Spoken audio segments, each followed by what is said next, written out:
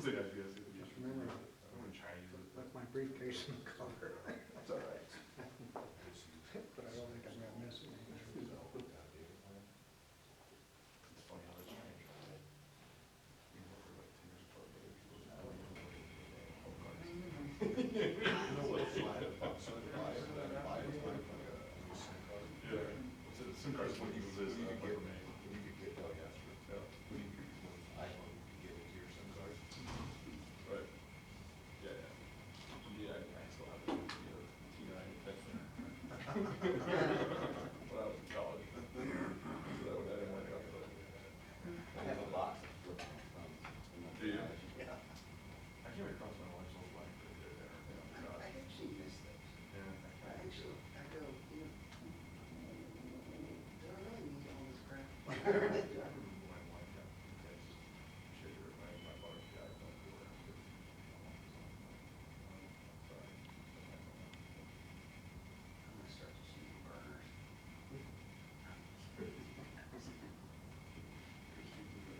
Hey. Rush is listening, I want.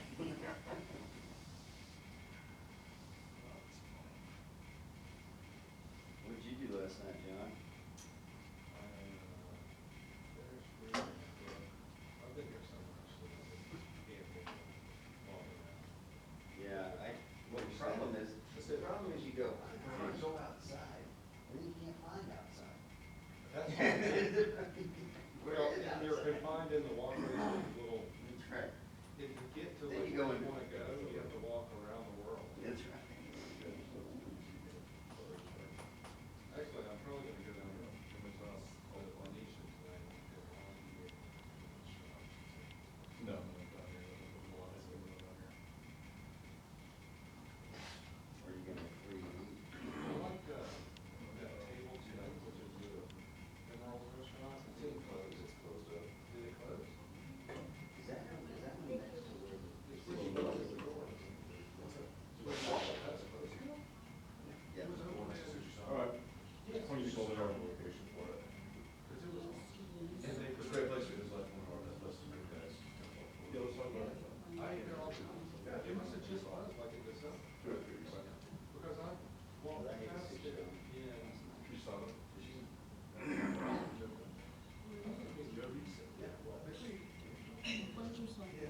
Okay, so you tell me to. Well, I ate there all by myself last night. Really? But I did have plenty of conversations. Then, I've got a new Indian friend who's gonna help me open a restaurant, an Indian restaurant in Steamboat. then I like. We know how that goes. Yeah. Solid place and canal shop.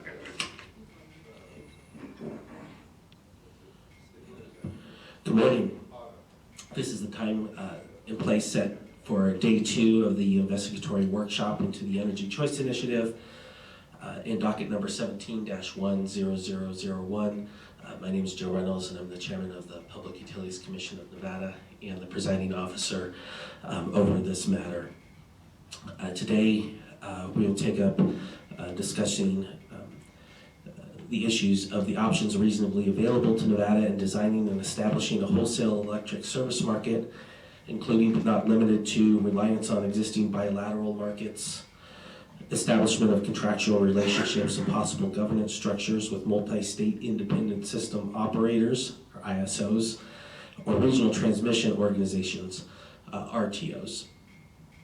In my analysis of so far of looking at some of the issues surrounding this broader issue of the wholesale market, I basically think that there may be 4 possible paths forward for the state of Nevada. We can look west to our neighbors in California and to CAISO. We could possibly look south to our friends in Arizona and in New Mexico with the Southwest Power Pool.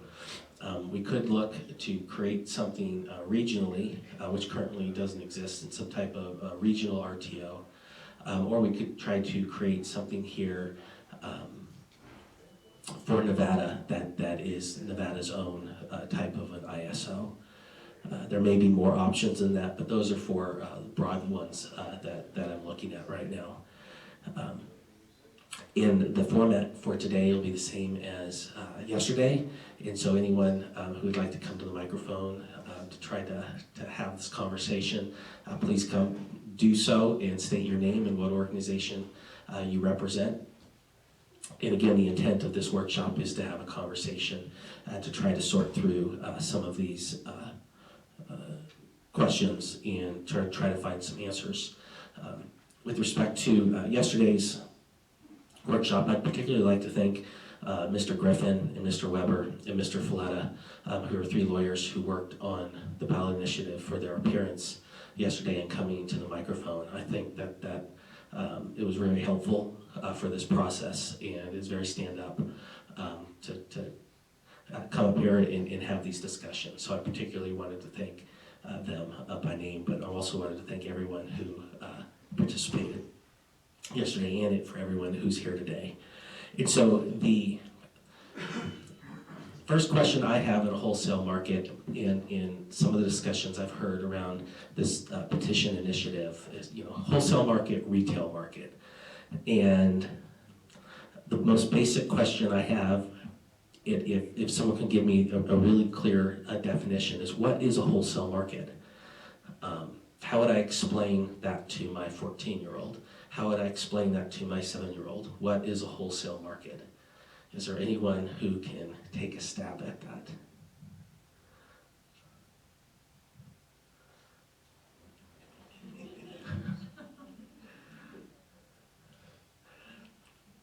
Thank you, sir. Good morning, Chair Reynolds. Good morning. I'm Keith Casey. I'm Vice President of Market and Infrastructure Development at the California ISO. So I guess I'll kick things off here. I appreciate it. Thank you. Let's see. I guess the way to think of a wholesale market is it's essentially the companies that ultimately provide energy to end-use consumers have to procure that energy from somewhere. And they do that through the wholesale market. It's done predominantly through bilateral contracts. Well, they'll go out and sign power contracts with suppliers. But it can also be bought through a wholesale spot market, such as the one the California ISO operates.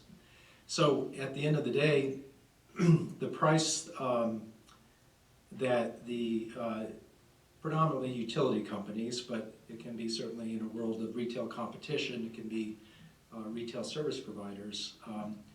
At the end of the day, they're buying power at a wholesale rate, and ultimately the end-use consumer is paying a regulated retail rate for that power. But I guess that's kind of the simplest explanation. And so when we're talking about a wholesale rate, we're talking about there's companies that generate the electricity, Right. raw generation power plants, so to speak. Right. They make that electricity and then they shoot it. It needs to go somewhere. Yeah.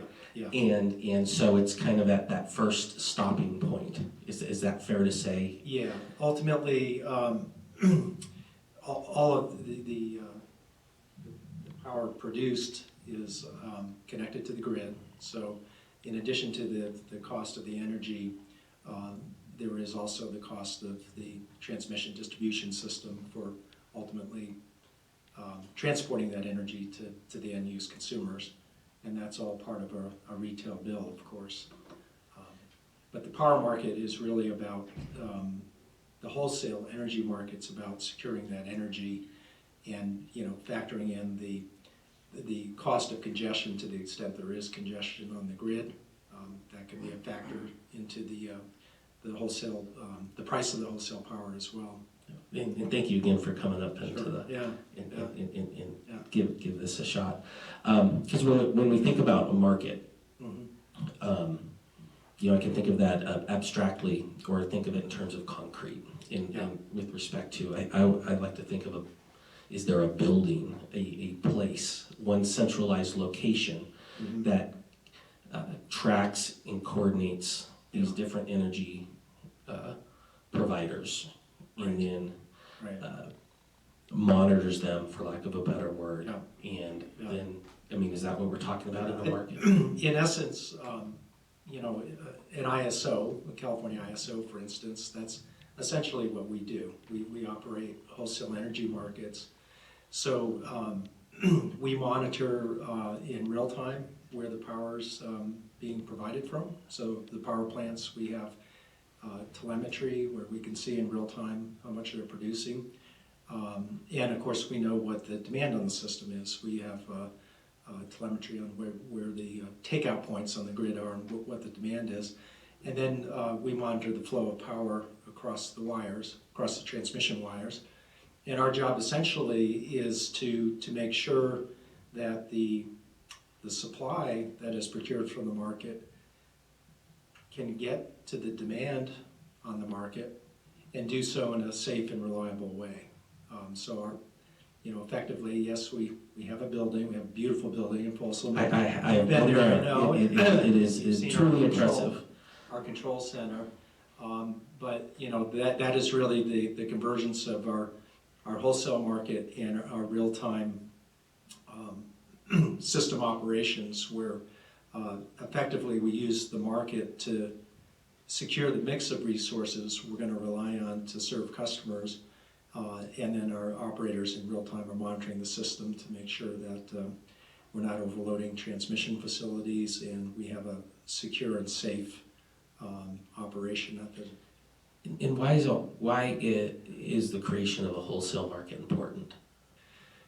Well, I think at the end of the day, the main driver for these organized wholesale markets are about reducing cost, getting efficiency. And that was certainly the main driver in California when the ISO was started over 20 years ago. And I think that's the real benefit. By being able to optimally dispatch over a broad regional footprint a mix of diverse resources to meet the demand of the system, you get a lower cost dispatch than if you were just relying purely on kind of a traditional vertically integrated utility doing bilateral procurement. And so when we're, again, I'm just talking out loud, I want to kind of dig through this just a little bit. When we're talking about, a wholesale market is a coordinating entity. Is that, would you refer to it as that? I think the best way to think of wholesale markets in today's world, let me just back up. Wholesale markets have always existed, even before you had ISO RTOs, but it was largely a bilateral construct. You know, even in the West, utilities have been, procuring energy in the wholesale market. There are trading hubs all over the West. So the concept of a wholesale market is not new. It's been with us forever. But I think when we talk about it today, we think of it more in terms of the kind of centralized energy market that an ISO RTO runs. Obviously in the West, it's pretty limited to the California ISO, but certainly in the rest of the U.S., it's predominantly RTOs that run these centralized markets. So the key distinction being that in a central market that an ISO runs, you are optimally matching supply and demand based on the bids submitted by the participants. So you're doing a central clearing, you're establishing market clearing prices. And the advantage of that is you're seeing the whole system. You're seeing the whole pool of available resources.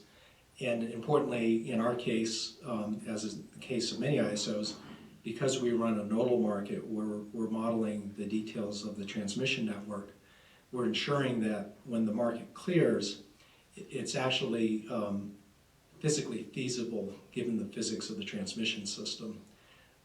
So wholesale markets today, when you hear people talk about a regional market, I think they're talking more in terms of the kind of centralized market that an ISO runs.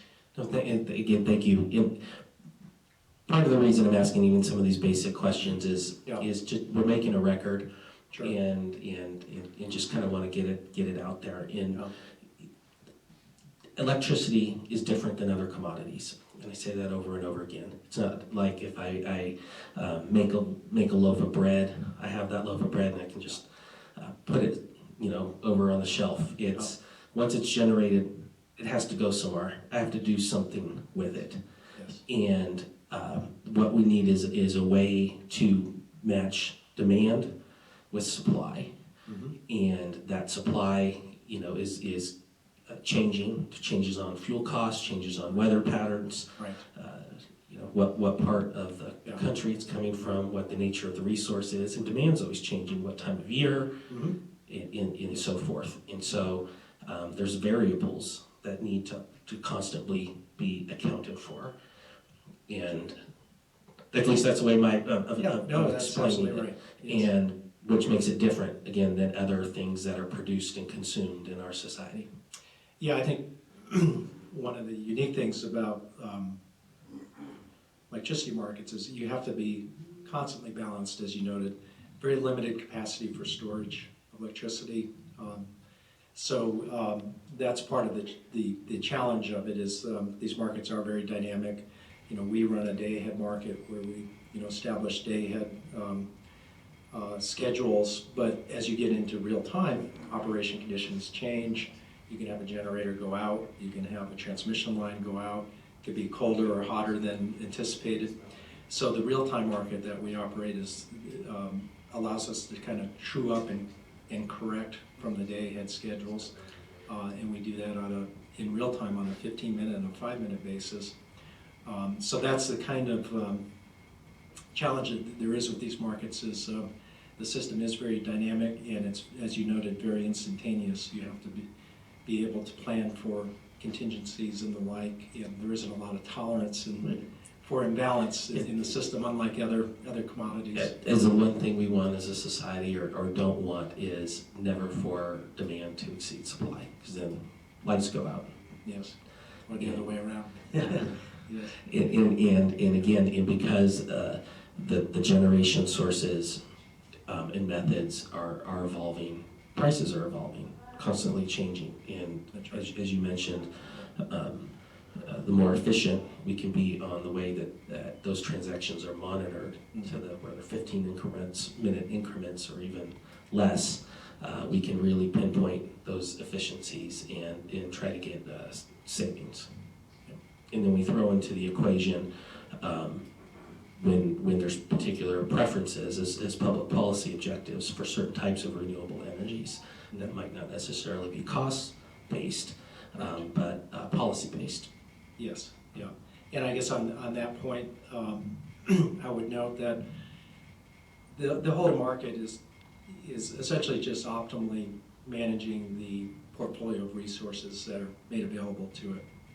So with regard to state policy on procurement of new resources, in the case of California, obviously, California has a very aggressive RPS goals. The wholesale market is, in our view, an enabler of that. So I think sometimes there are concerns that if you join an organized wholesale market, you lose control of the state's procurement policies. And that certainly has not been the case in California and elsewhere in the country where, and FERC does give a lot of deference to state policy with regard to procurement, and we could certainly speak more to that. But I think we'll get into that even later today. I see Ms. Carolyn Barbash from NV Energy. Good morning, Ms. Barbash. Thank you, Chairman. I just wanted to add on to everything Mr. Casey just explained, which is all I completely agree with, and just kind of give a little back up even more as far as the wholesale market. NV Energy operates in the wholesale market today as the system operator, and it integrates reliable transmission operations with the dispatch of the energy supply and scheduling of energy supply for the state of Nevada. So there's a lot of similarities to how the California ISO operates and how NV Energy operates today. NV Energy is the system operator for Nevada. The California ISO is the system operator for California. NV Energy continually optimizes the energy supply through very sophisticated resource optimization software, use of its joint dispatch agreement so that the northern and southern operating companies can share in the optimization of resources, and by participating in the California ISO's EIM. NV Energy provides open access transmission service, similar to how the California ISO does, just with a physical rights system instead of a financial rights system. We provide generation interconnection service for new generation. We schedule energy supply to load, and we do transmission billing and settlement. California ISO also does all those things. We provide balancing for loads and resources. We provide ancillary services for all customers in Nevada, whether they be NV Energy's retail customers or the 704B customers or the rurals and munis and co-ops. We do outage coordination management, reliability compliance with NERC rules, and like I said, resource optimization. We currently do resource adequacy, as you know, through an integrated resource plan that integrates the transmission plan with the supply plan. And we also do short-term resource optimization, making sure that we have the right mix of energy supply, flexible ramping capacity, and so forth. And we do this through generation ownership and bilateral contracts. And bilateral markets are typically available because there's vertically regulated integrated utilities in the mix that can operate in a bilateral market. We're here today to talk about how to implement retail markets, and a centralized market would probably facilitate that for many suppliers. In addition to what NV Energy does as system operator today, an ISO typically runs a system-wide network model. They accept bids from the market. They run a day-ahead market, a real-time market, an ancillary services market, all market-based pricing versus a cost-based price, which our transmission tariff has. They settle all those markets, energy settlement. They do transmission planning. They run a separate resource adequacy program from the transmission planning program, and they do some market monitoring. So there's some extra functions that a centralized market operator does versus a bilateral market operator. I hope that helps kind of back up. It's all a wholesale market, it's just either bilateral or centralized. And I think to sum it up, currently right now, NV Energy is doing this function. It is taking care of all of this. And that if the petition goes forward, the question then becomes, does the state of Nevada look elsewhere? Do we keep some version of what we have in place if NV Energy is willing to do that? Or do we create something brand new? And that's kind of, I think those are ultimately questions for our policymakers, to make and to decide. But what I want to do is kind of help frame those decision points and some of the pros and cons of each. And so again, thank you both for coming up. And I think we'll just jump into the. Hello, sir. My name is Clay Fitch. I'm the CEO for Wholesale Electric. And I thought I'm a little reluctant to come up because I'm not an expert in any of these type of activities, but I am an expert. I guess I have a lot of experience at operating inside of a wholesale market as a procurer of energy. And so I would agree that NV Energy has been our control area for most of our load. However, Idaho Power controls most of or at least half of our loads is controlled by Idaho Power that runs their own particular rules. Our area is a very rural area. The transmission system is very constrained.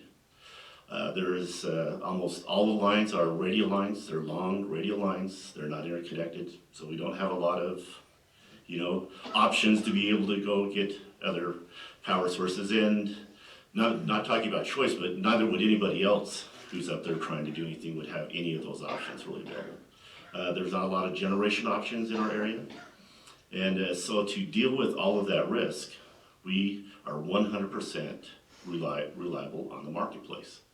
And so the way we deal with that risk is we've signed long-term federal contracts with, in our case, Bonneville Power Administration, that brings low-cost or affordable power into the area. It's hydro-based, so it's a clean source of power. And so there's a lot of attributes that are pretty well done with that. But one of the biggest one is out of the 11,000 square miles that we serve, and we serve Eureka County, we serve Elko County, and we also serve into northwestern Utah. So we have a number of customers over there as we look to see how do we deal with what's going on here. Our load increase last year was 600 kW. And so when you try to take 600 kW to the marketplace to see if you could go buy 600 kW in a marketplace that only respects really 25 megawatts or higher, you know, there isn't a lot of there's not a lot of ability out there. So we also manage that risk by having basically all requirement contracts with Bonneville in order to meet that incremental load growth, and as it goes up or down, because, you know, really rural Nevada isn't growing that well. But there's a limit to those types of resources also. And so as part of our obligation to serve our territory, we have joined with a number of other cooperatives from around the Northwest that, and we formed our own, you'd call it kind of like a G&T, except we don't own any generation. But between 25 of us, we can finally aggregate up to a small amount of power that we can go out into the marketplace and acquire something on behalf of all of us.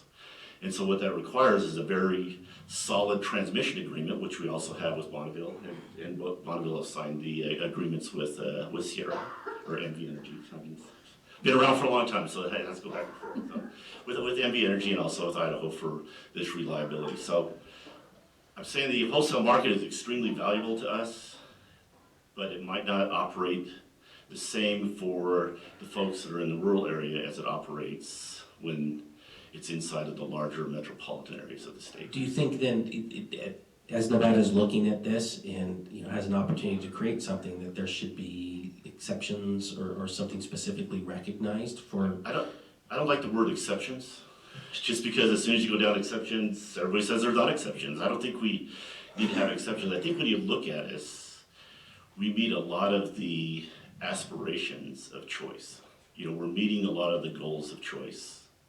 And so we don't want to go down the road of aspirations, but I mean, of us asking for exceptions. But there might have to be certain rules in place that allow for certain conditions to occur, recognition of really the, you know, Idaho might have no intention of joining anything. And I guess. And so then what would we do with the, where we have like 20 megawatts of load, what would we do? In like your point, I think is well taken on the exceptions. It's more of not one size fits all. You know, Nevada is geographically extraordinarily diverse in terms of our population locations and the different infrastructures that we have in our state. Yes. So it's for something that is constructed to legally constructed to take account of that and to recognize that.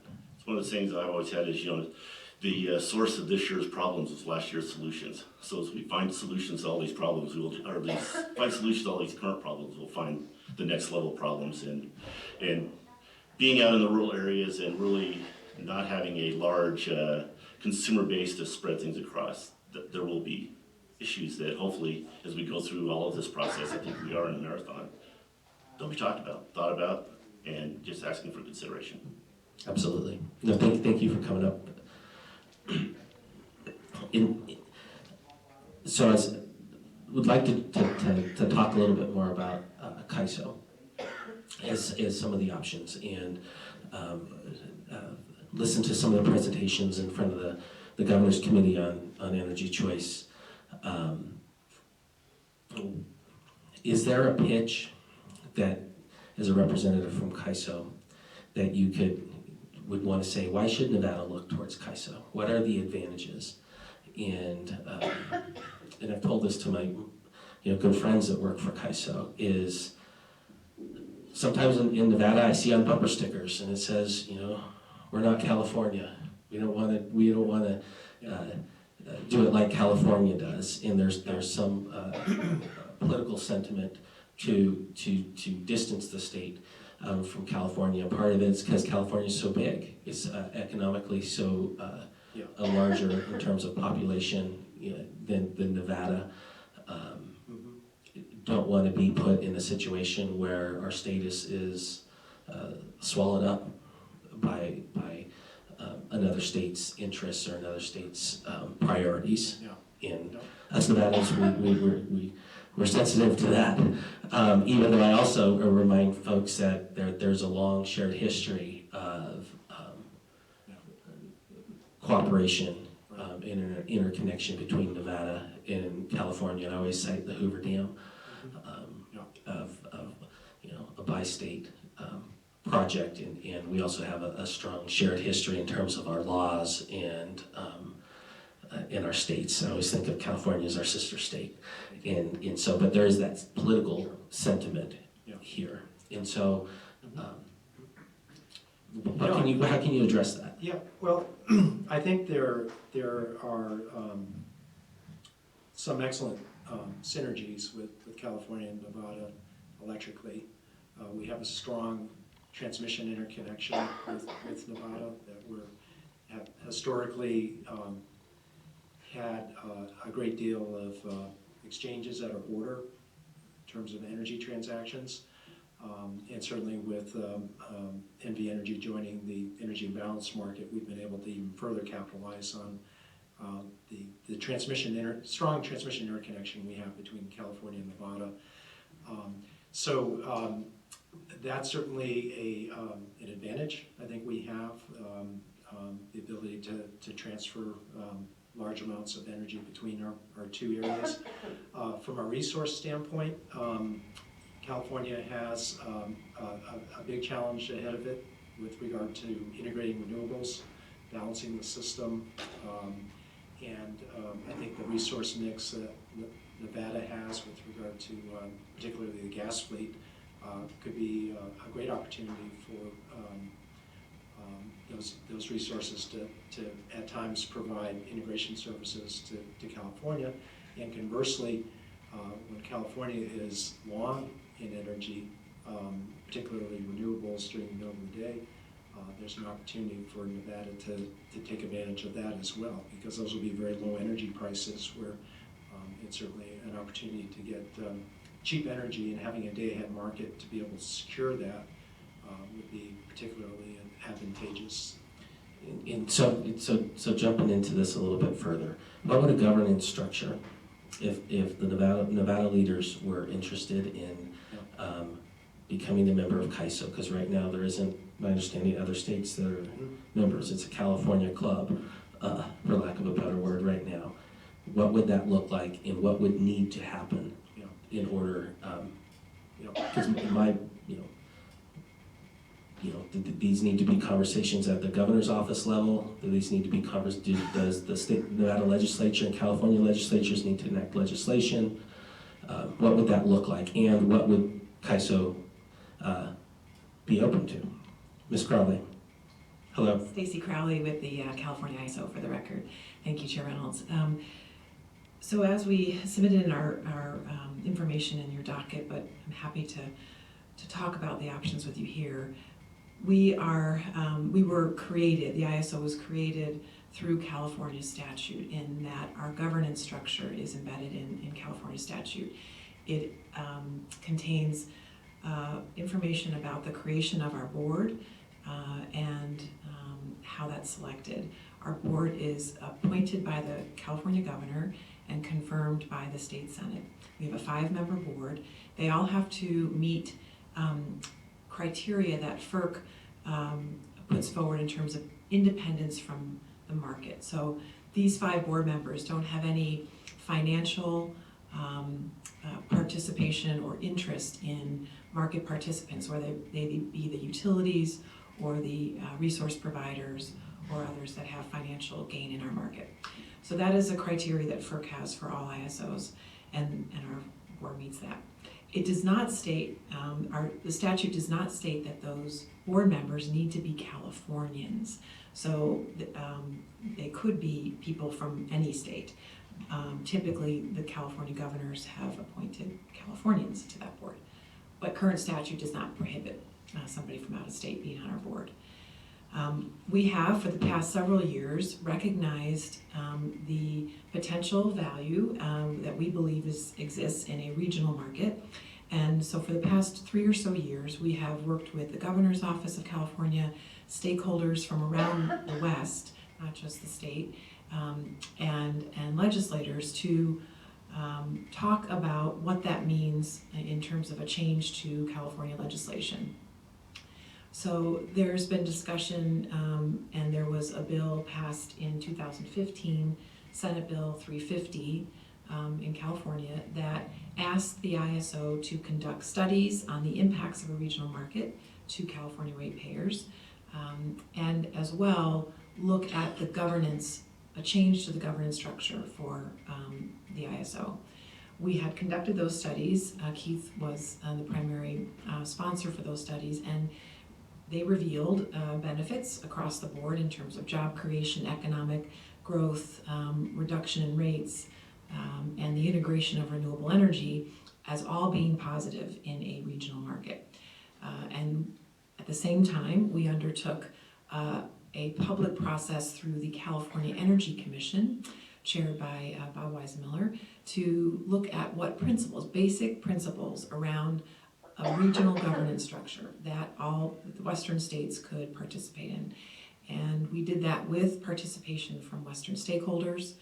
It included leadership from all of the Western states, Nevada included, and we developed a set of principles.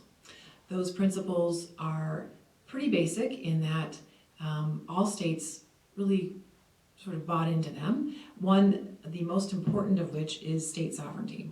So each state would need to and want to maintain its own ability to create policies around energy procurement, around environmental goals, and that would be key among the principles for a regional ISO. So I can go into more of the principles in detail, but to get to your question, we developed these principles, but those principles never got sort of adopted into any form of statute. We do have 2 active bills in the California legislature right now. They are really have the same language in them, but they are assembly bills, AB 813 and AB 726, I believe, and they look to actually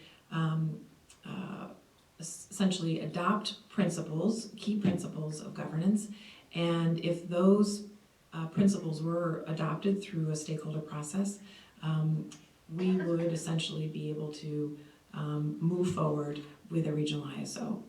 So those are active. We hope that there'll be discussion on those bills this year. The California legislature is a full-time legislature. They started their session this year, at the beginning of the month, and they operate through September of this year.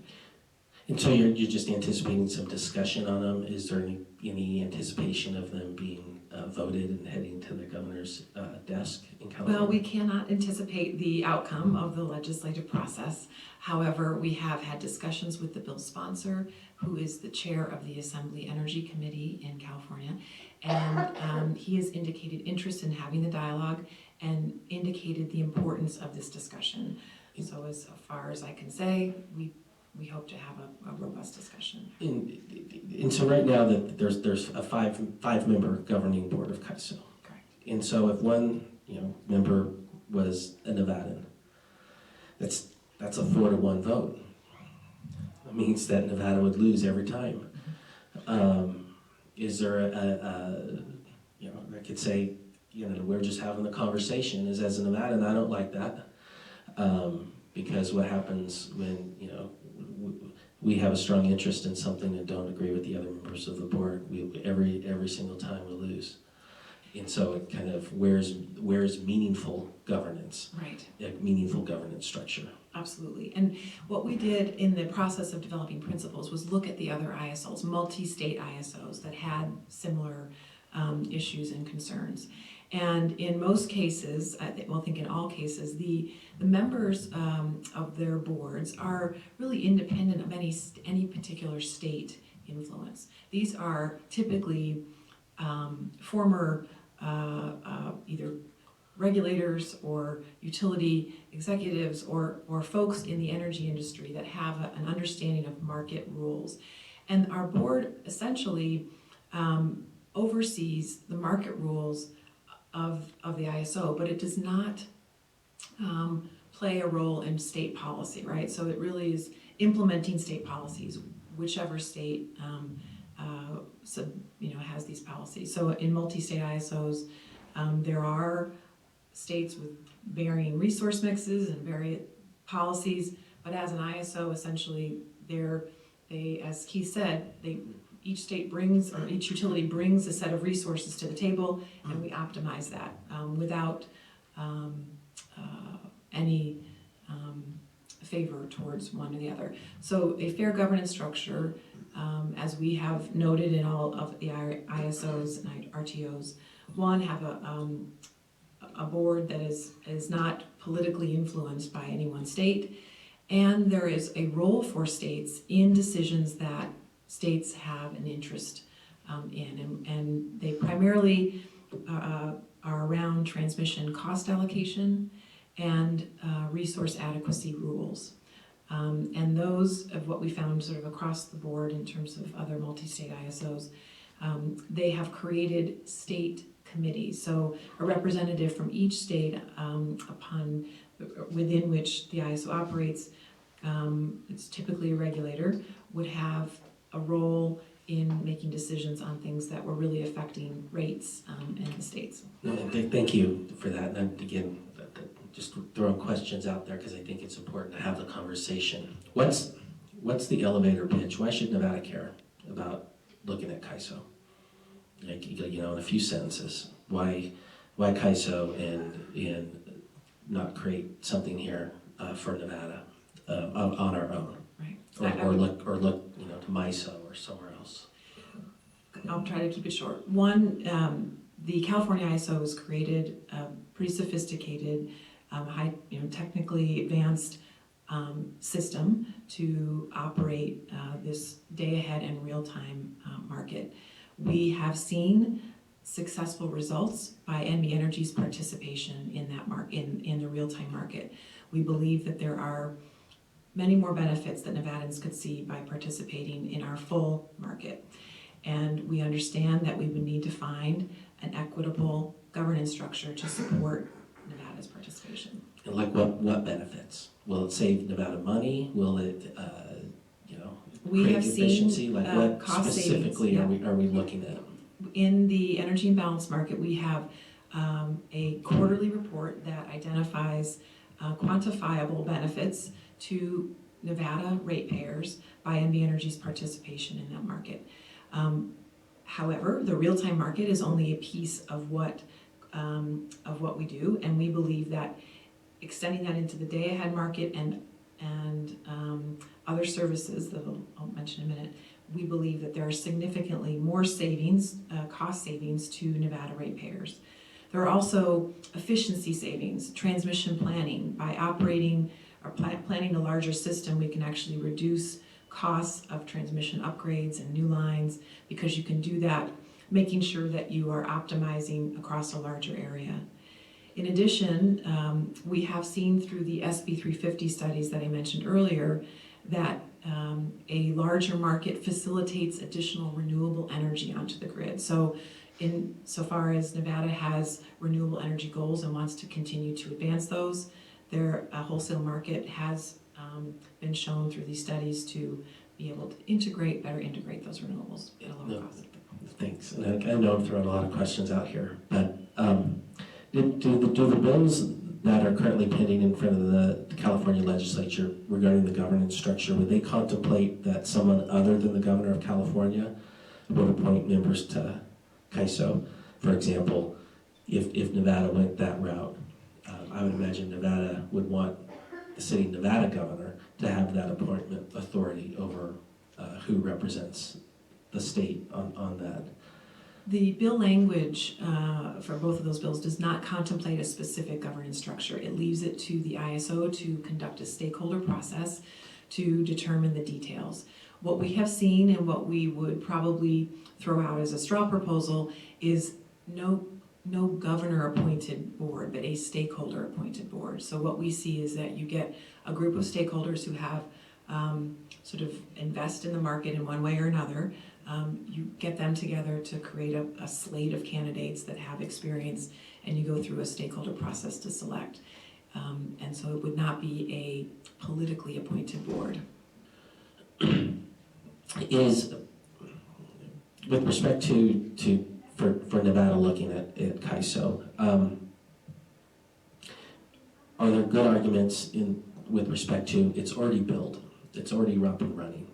And so if Nevada looked at CAISO in terms of the investment of computers, programming, software, personnel, training, infrastructure, that's already there. Is that? Yes, yeah, absolutely.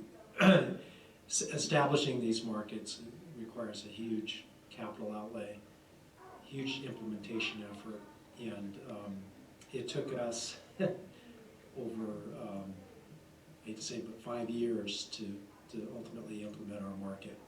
It was extremely challenging and quite costly. So now that we have that platform, you know, for Nevada to try to do it on its own, you run that risk of implementation delay as well as significant costs that we've already incurred. So I think that's a big benefit to leveraging an existing ISO. Thank you. Mr. Van Cleve. Thank you, Mr. Chairman. Brad Van Cleve for Valley Electric Association. I'd like to step back and sort of address your initial question about what a wholesale market is. And I think it's important to distinguish what's retail, which is sale to the end-use customer, which is a transaction regulated by the state, and wholesale is a sale for resale in interstate commerce, which is regulated by FERC. Yes. And as you probably know, historically, utilities were vertically integrated. They owned the generation, the transmission, the distribution, and they sold to the end-use customer, but they had excess power at times, and they began entering into these bilateral contracts to trade. And that's what created the wholesale market, was buyers and sellers trading power. And then in 1978, Congress enacted PURPA, which in part encouraged the development of independent power producers. So these were entities that just generated power and actually required the vertically integrated utilities to buy from these entities. And the idea was to create competition in the generation of power based on the belief that that would lower costs. And that was, you know, in the 70s where we had a lot of the energy crisis going on and long lines at gas stations and so forth. Exactly. And I think that the organized markets developed as a more efficient platform for making these wholesale trades, because suddenly there were many more market participants. There were hundreds of power plants and many utilities and energy service providers where there was direct access. And so I think the organized markets were created for efficiency and to lower cost. And one thing that I wanted to note for the record is that not all of Nevada is within the NV system. Valley Electric Association joined the CAISO in 2013, so the entire southern border of the state is already in the CAISO, and I can tell you that even though it's a small participant compared to the large utilities in California, that Valley Electric's voice has been heard in the governance process and at the board level. So that's been a very a good experience. So it's fair to say you're happy with the CAISO arrangement. Yes, it's created access to a much greater market, and Southern Nevada has a lot of potential for development of solar resources, and it's just a much bigger market to sell those resources into, as well as a market to supply Valley Electric's own load.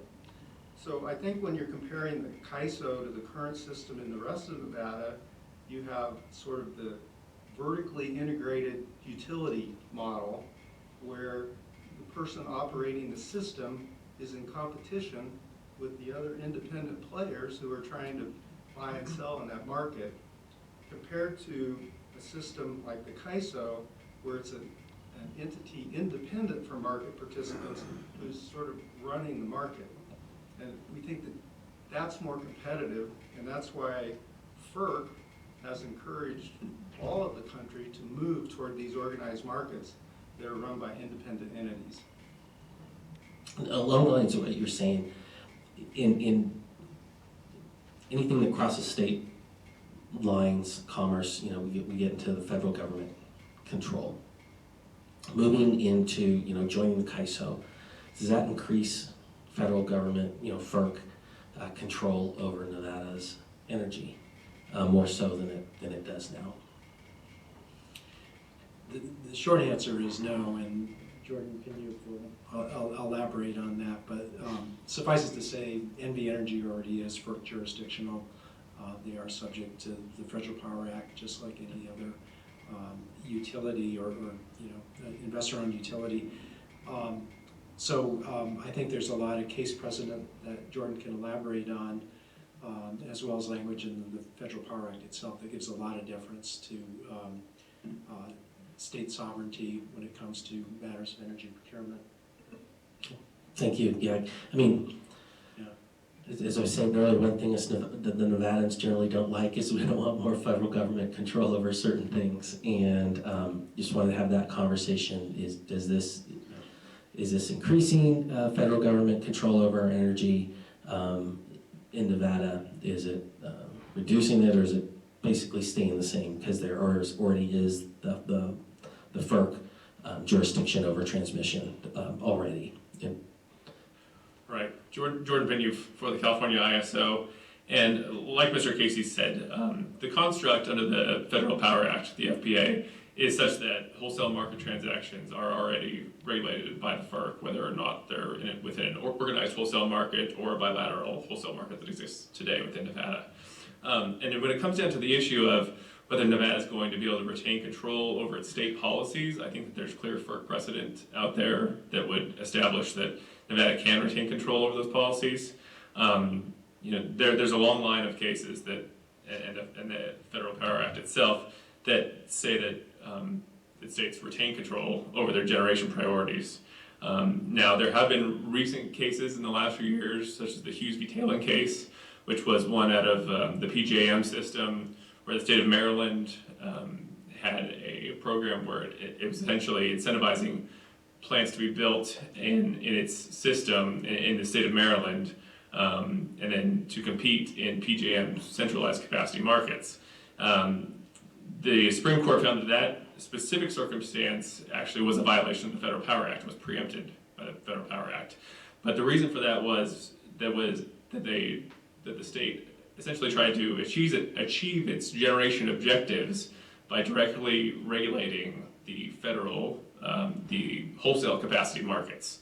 So when the state of Nevada goes about regulating its generation choices, it needs to be careful about the way that it does it. It shouldn't do it in a way that interferes with or tries to directly regulate the prices in the wholesale markets. It should do so in a way that is focused on the end-use customers, that's focused on the retail side of the coin, as much of the regulation is today. Can you give me an example of that? Sure. So in California, there's currently a low carbon fuel policy in the state of California, where essentially the utilities are not allowed to contract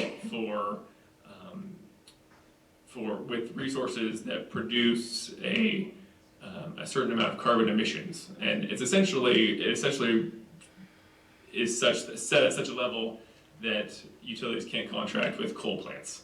They can't contract with coal plants inside the state of California. They can't contract with coal plants outside the state of California. But it really has to do with the end-use customers that are being served by that load in California. And that was actually held up by the Ninth Circuit Court of Appeals because it did kind of go through this process where people challenged it under the Dormant Commerce Clause and under the Federal Power Act. And it was upheld on the basis that it was really first of all, it was non-discriminatory between California and other producers outside the state. And second of all, that it was really designed for a legitimate purpose, which would be to regulate the energy usage, the energy production that was designed to serve end-use customers within the state of California. No, thank you for that, because that's something we were discussing yesterday about possible dormant commerce clause implications. And so that's helpful to know that, Yeah. that at least that issue in that context has been litigated.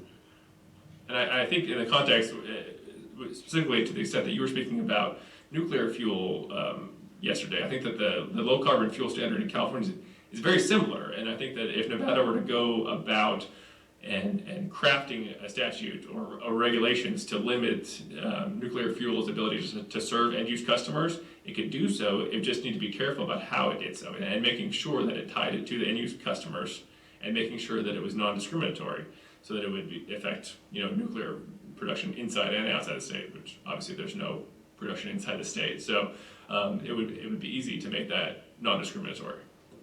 Thank you for that. With respect to, Mr. Beckley, do you, go ahead, please. Sleep Valley Electric, I just wanted to, sure. I just wanted to note that the wholesale market has two components, transmission and the generation of power, and both of those elements are regulated by FERC. NV Energy has an open access transmission tariff, and if Nevada were to move into the CAISO, that would be replaced by the CAISO tariff, which is sort of a much more elaborate form of an OAT that adds things like day ahead and real-time markets. The second piece is the sale of power, and every sale per resale in the state of Nevada is FERC jurisdictional because Nevada is part of the interstate transmission grid, so it is by definition part of interstate commerce. So I don't think that you're going to see more federal regulation of Nevada by moving into an organized market. It's just going to be different regulation. Thank you for that. Again, that was a question in my mind. With respect to the governance structure with CAISO, if again Nevada's policy leaders were interested in moving forward and exploring that, what would you recommend be done? What are next steps? Any thoughts on that? Like concrete next steps.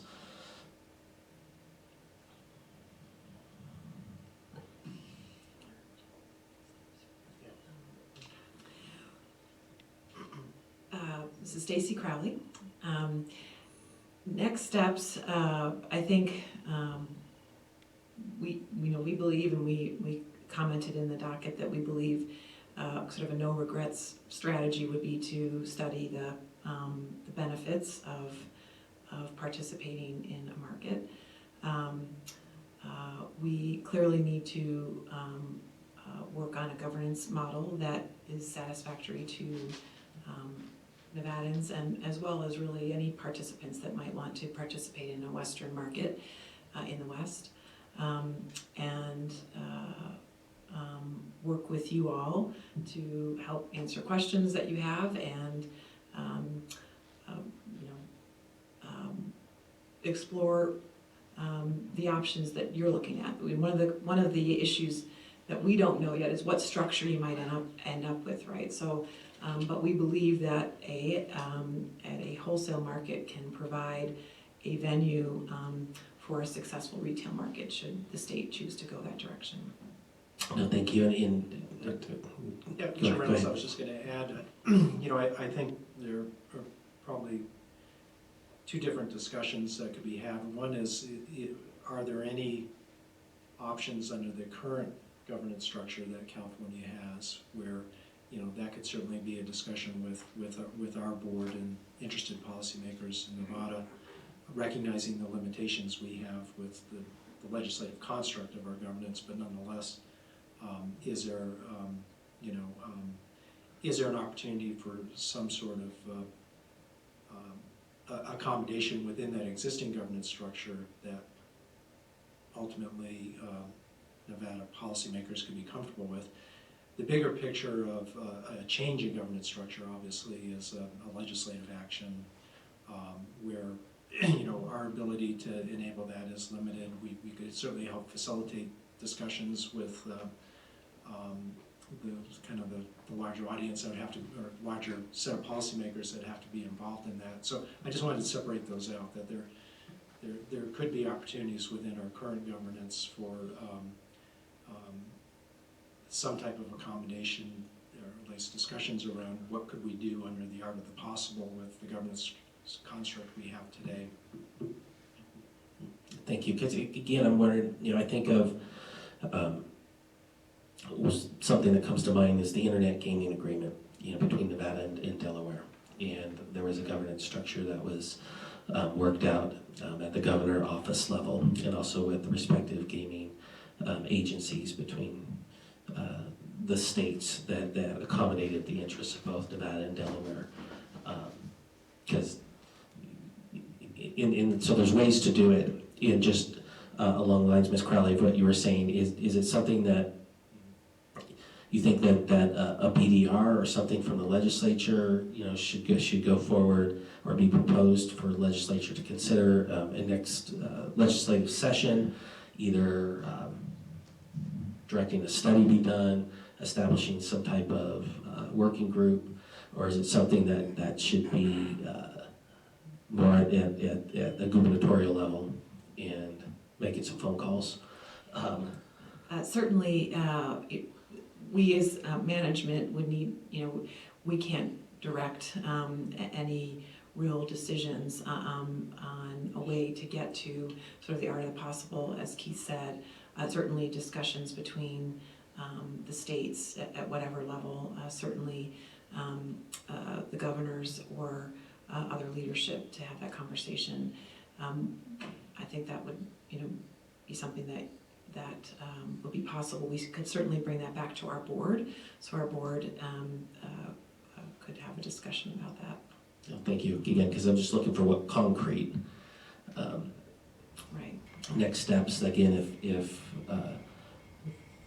our policy makers decided to go in that direction or explore it that direction, what really kind of needs to be put in place to move that conversation forward. Mr. Williger, good morning. Good morning, thank you, Chairman. Debra Williger for the record with staff.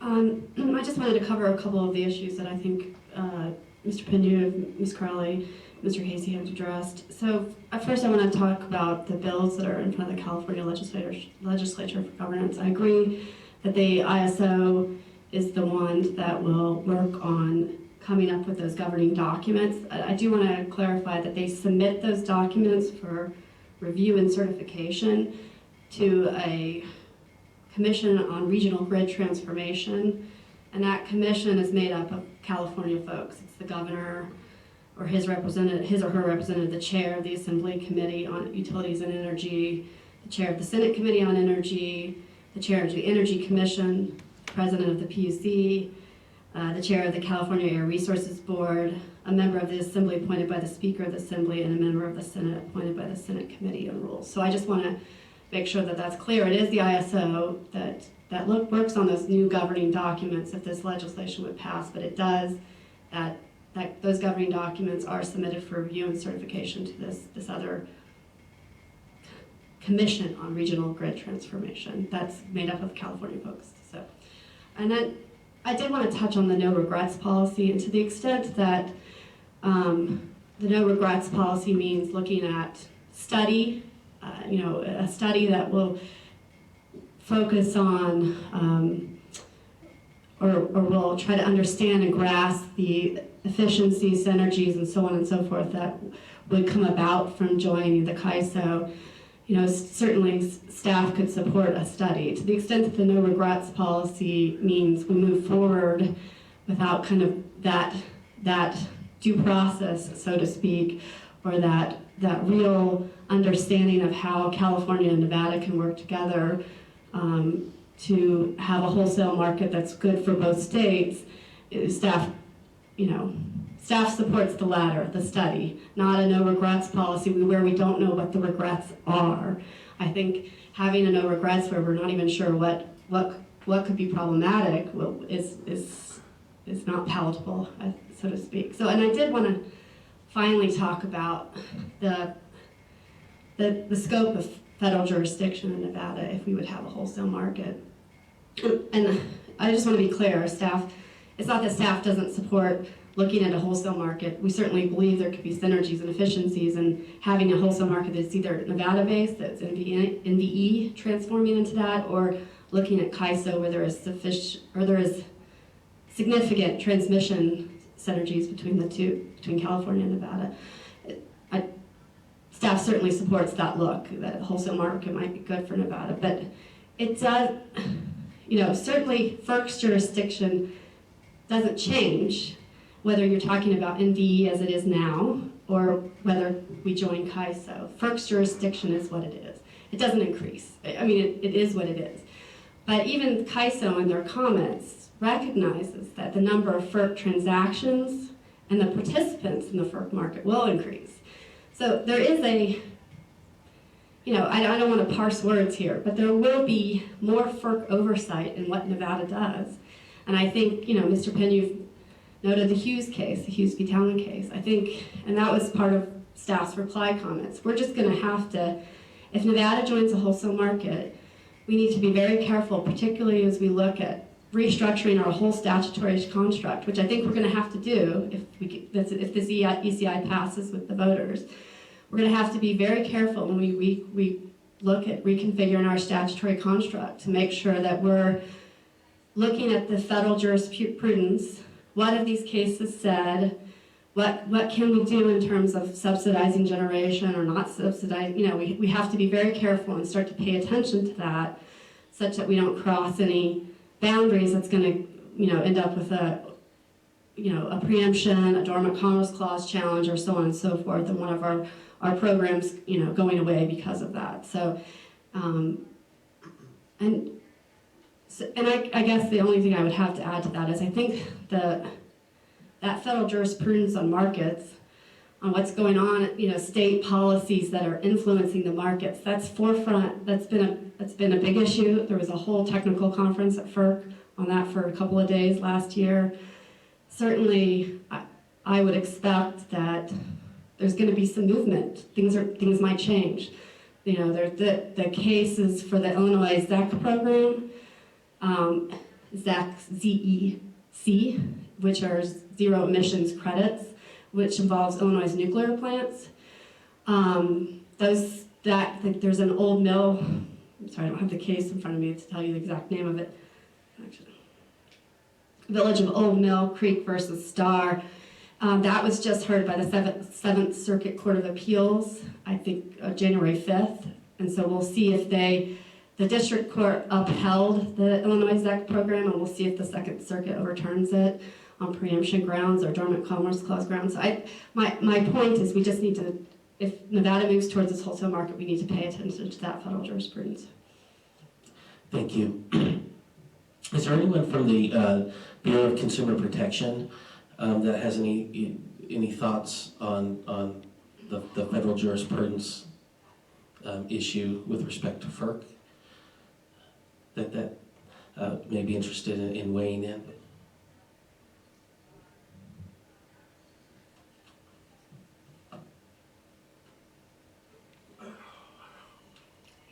David Norris, Deputy AG in the Bureau of Consumer Protection. Thank you for coming up, Mr. Norris. Our office hasn't gotten that far as discussing it. I personally have not looked at any FERC cases or anything like that. What we're doing here is basically listening to see and trying to figure out where this is going. And we'll have I've got a whole notebook full of notes that I've taken over the last several days, but I haven't even had a chance to talk to my supervisor about it. I hope to be able to get with him either this weekend or Monday. And but no, we don't have any positions or directions at this point. Thank you, Mr. Norris, for coming up. Mr. Ross, good morning. Mr. Sullivan, good morning.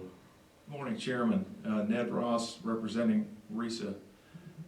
I'm sorry I appeared a little late this morning. I had some other things going on I had to attend to, but I think what I want to point out is that right now we're kind of operating in fear of the known, not the unknown.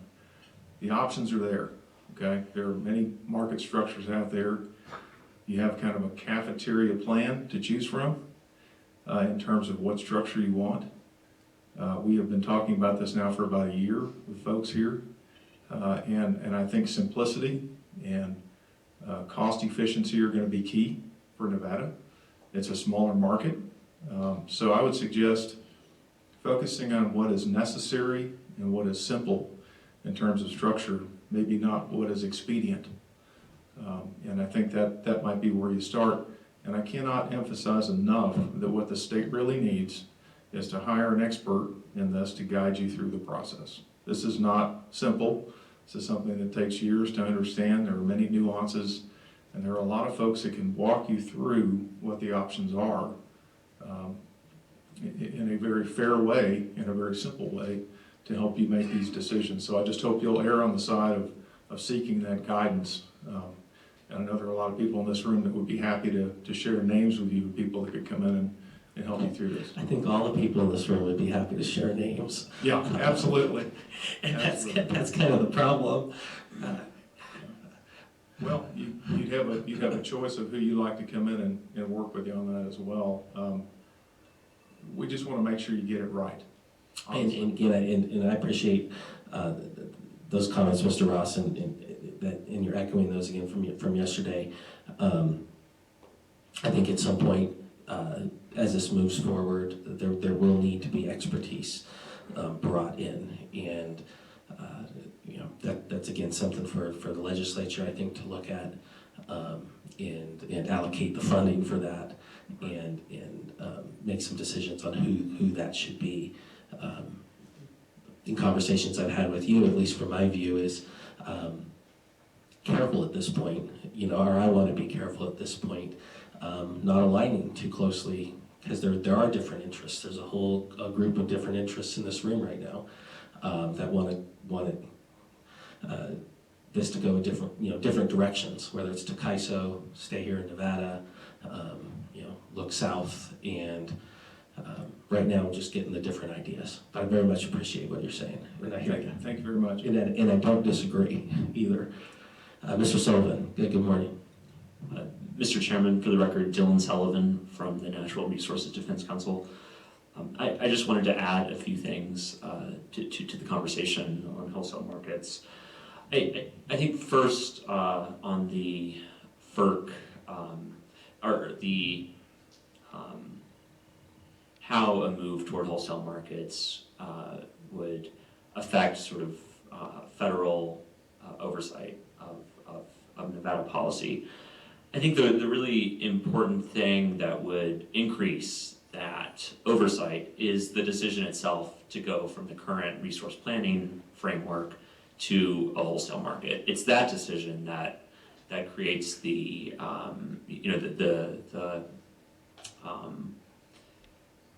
FERC oversight, rather than whether Nevada does its own market or joins with some other market. So that's the first point I wanted to make. Second, I wanted to talk some about your hypothetical of a 4-to-1 vote against Nevada. And I think it's an important thing to think about is just sort of what things the CAISO board or any RTO board is voting on. They're not making resource planning decisions. An RPS is not something that is going to go before the CAISO board. And the California RPS is something that was passed by the legislature, signed by the governor, not something that CAISO did. So what is really in front of the CAISO board is market rules, and how, of course, market rules should perhaps accommodate some of those state resource planning decisions, but those resource planning decisions themselves are made somewhere else. Another important distinction is just that what's most important, I think, for these RTO governance structures is because they are about setting market rules. What's most important is that those decisions be made free of any undue influence from market participants themselves. And CAISO's board, as described earlier, already does that, and all RTO boards have to do that. And I think we should keep in mind that I think the primary goal of these board structures is to insulate the decisions of the board from market influence. No, and I appreciate that, Mr. Sullivan. I guess, you know, when the analogy of the 4-to-1, I mean, that's talking, you know, raw politics. Sure. But I also think that that's something we need to recognize. You know, when we're looking at the Nevada-California distinction, California's economic power, I think, rivals, you know, most countries in the world. 6 or 7, right? So. And you know, Nevada, we're state of, you know, 3.1 million, and before we get married, so to speak. Oh no! I think our map fell down. You know, just to really take a look at those hard realities. I understand that. And just acknowledge. Sure. You know, again, we have to just take a close look. Okay. And one option that we propose in our comments is that in this transition period, if governance legislation goes forward and the CAISO board transitions from a board that's appointed by the Senate and the governor to a more expert board. Although the board members are still experts now and have to be, meet for criteria about independence. But one thing that we suggest is that in the transition period that Nevada could appoint a Nevada advisor to the CAISO board to make sure that Nevada's interests are represented. And I think that's something that other parties alluded to, but I just wanted to really state it.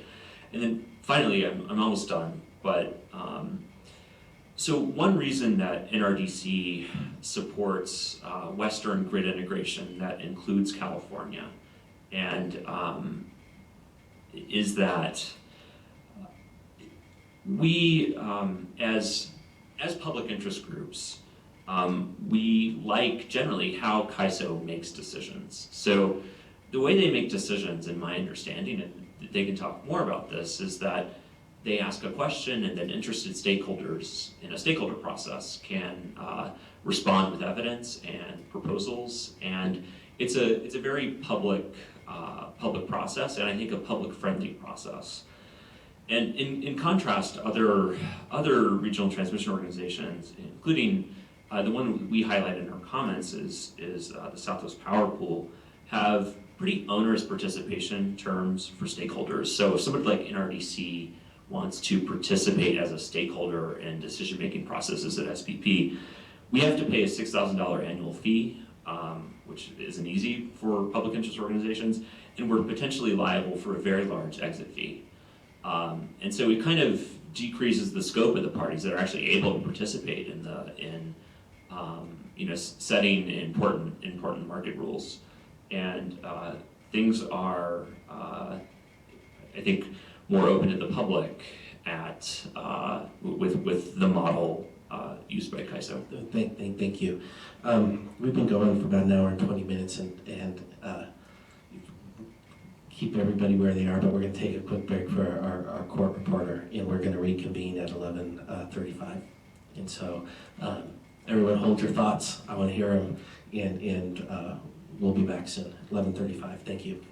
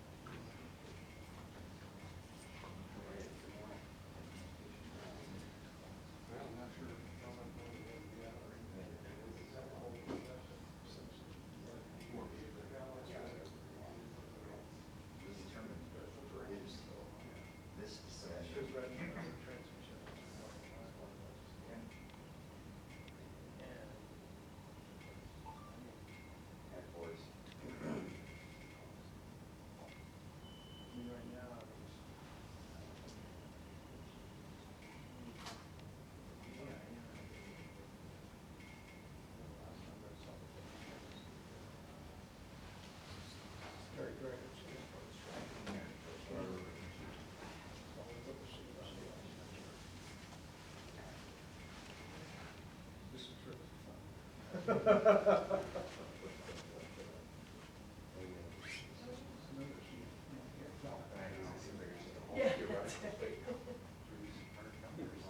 husband's truck broke down, so I had to drop him off and pick it up today, so I was wandering a little bit.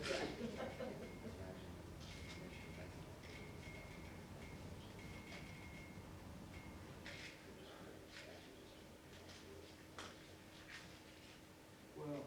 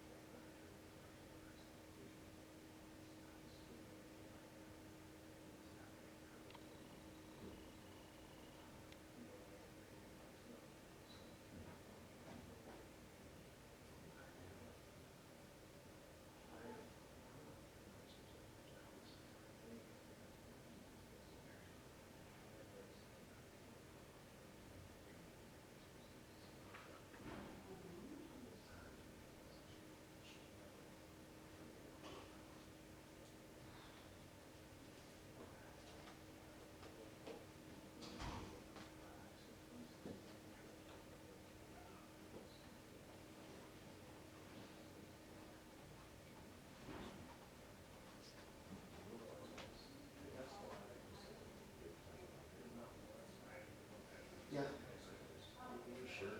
I mean, half in Texas, and then being built.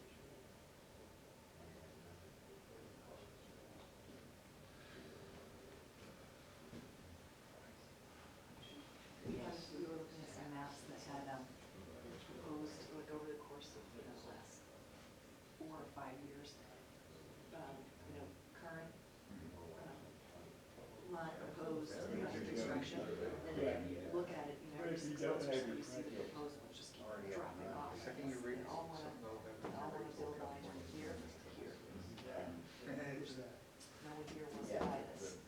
Even if it's true or not, they become the It's in a good area now, so. In fact, the only one It'll be interesting. is. After this passes the second time, it'll be interesting. Yeah, went Pretty much goes away. the western, There's no fuel. yeah. You're not paying for gas. I didn't know about this one. So you don't have, you don't have the commodities. Is that, that's a BPA one, right? Yeah. Spikes in gas costs, It doesn't, there's no, Doesn't drop off. yeah, there's no, anything in the yeah, road, just goes yeah. through it. What's the deal? That's the electric coordinating council. That's the transmission system. Oh, yeah, it's- I wonder who puts these up here. Western Canada. I think you said there was a map, Itty bitty. they had maps up there and one fell off, I was wondering. Yeah, but I was just wondering, like, nobody here is a presenter on this topic. Yeah, So they just put them up so people could Just ask to all have- the guy. yeah. But that is essentially So this is interesting, so like, I mean, I live in Texas, Yeah. the rate that you can get, where Ned was talking about the power and choose yesterday, right? I guarantee you can pay well under 10 cents basically in El Paso. the competitive market. And you probably get close to under 10 cents for all renewable product. Yeah, oh, yeah, especially, Right. especially now. Yeah. By the way, I'm John Orr. Karen Whalen. Hi. Yeah, I'm with Exelon Constellation. Yeah, and I was with DOE Oh, okay. for years in the Secretary's Policy Office. Oh, okay. Were you in Texas? No, I mean, I went to Texas a lot, but Yeah. I was in Washington. If I have a car, I have one in my bag over there. Yeah. Oh, you were the planner? Now, yeah. Yeah, so it's like this right here, you're going, that's a 20% reduction Yeah, almost if you yeah. can get under 10 cents. Because this is really high. Yeah, yeah. I mean, average prices in Texas, if I was to pull up like our capital last year, Right. about $23. So even if you pay people at 10% rather than charge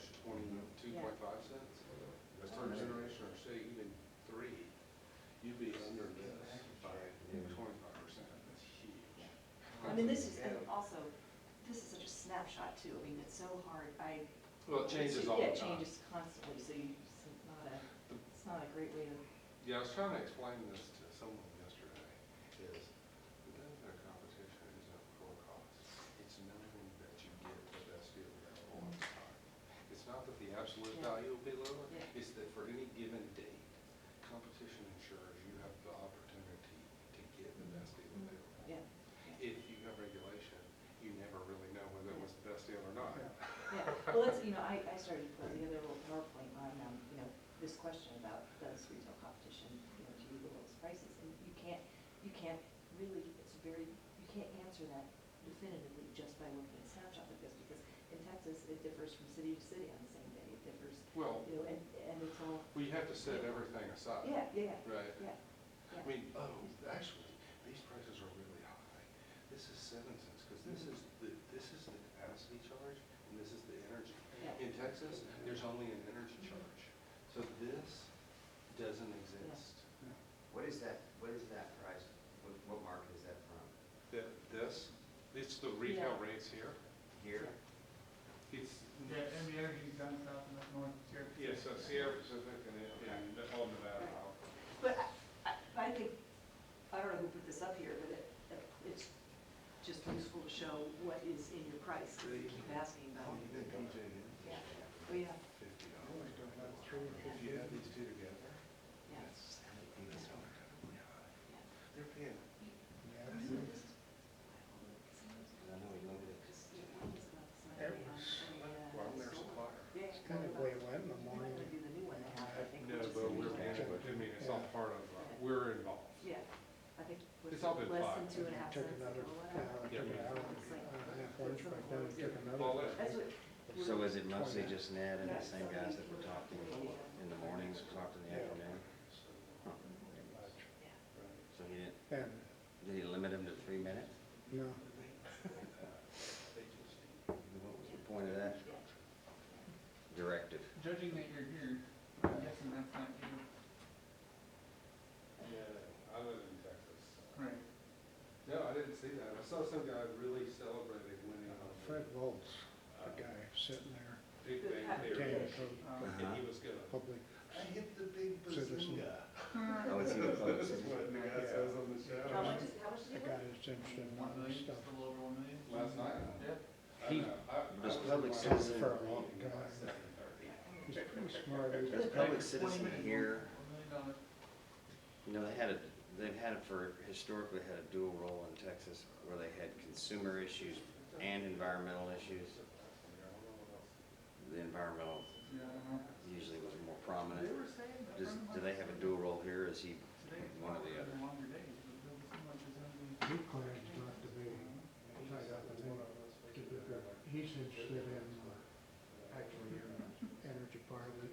I've not heard him. Well, we're not gonna do that right now. So it's not involved a- on the environmental stuff. So he's looking at it from a consumer price issue. And he participated in all the legislative hearings during the last session. RPS session. I don't think. And his biggest thing is cost. So we're doing that. It's, He wants somebody to come up with cost. Which- Predict, a cost prediction. Yeah, which is noble, but he raised a lot of issues about the Constitution. you're in it. You're happy. You're The state constitution? Well, this amendment to the Constitution, and how much flexibility it has, whether you could really open a market, given the restrictions, if you read it word for word, and of course, the co-ops and REAs are really worried about it. This gentleman over there is a co-op. Yeah. There you go. And they have some legitimate concerns on it.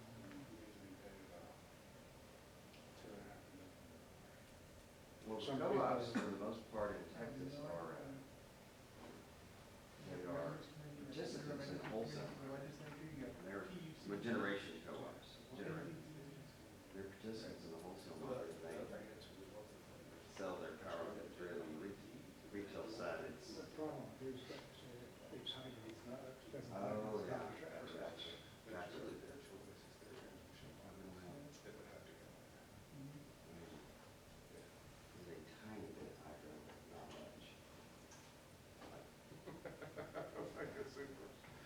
LCRA has, LCRA and the Sabine River, yeah, but. but that's not in our crop. No, that's true, but there's not. So there's only, I was telling somebody yesterday. That's the there's whole only- reason we have the Highland Lakes is because of electricity. That was LBJ when he ran for Congress, that was what he ran on, bringing electricity to the hill country, so they built the dams on the Colorado River. But that's the other thing is people, someone was asking me about co-ops and unions in Texas, and there's only one that's open to competition, and that's Oasis. And then Lubbock said when they joined our co-op, they actually voted. That's a union. Yeah, but that's technically a muni, but munis and co-ops are exempt, it's up to them. And only New Oasis has decided to open up to competition. But they do participate, the generation co-ops do participate in the wholesale. And I explained that to them, is that they still have to do all their generation, goes through our costs, so they participate in Yeah. wholesale. So they sell on the, they sell in the competitive wholesale. And that's pretty much how even in PJM, your Del Mar, both big co-op, medium co-op, G&T co-op, they all participate in PJM wholesale, but they don't have the retail stuff that the rest of Maryland and Delaware and Pennsylvania and New Jersey have. Right, they just opt out of retail, but they get all the participate to serve their own money in wholesale.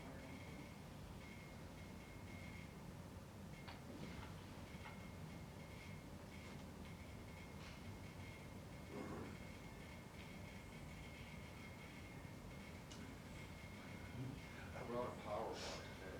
So I wouldn't, we wouldn't have to I go. think we'll have a lunch break, John. Oh, sure, well, no, I just decided, we need to cut down on eating now. Yeah, when you travel, it's really just a lot. Oh, I do it every Yeah. week, so it's just for. Kills ya.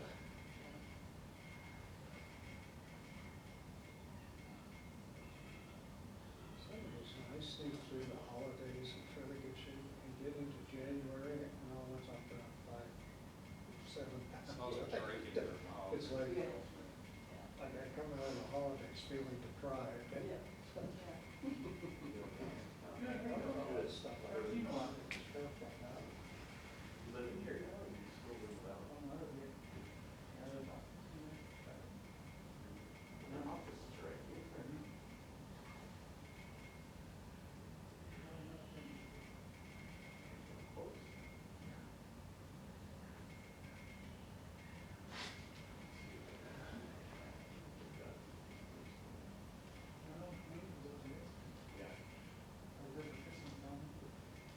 Yeah, in fact, Chris texted me. A minute ago, yeah.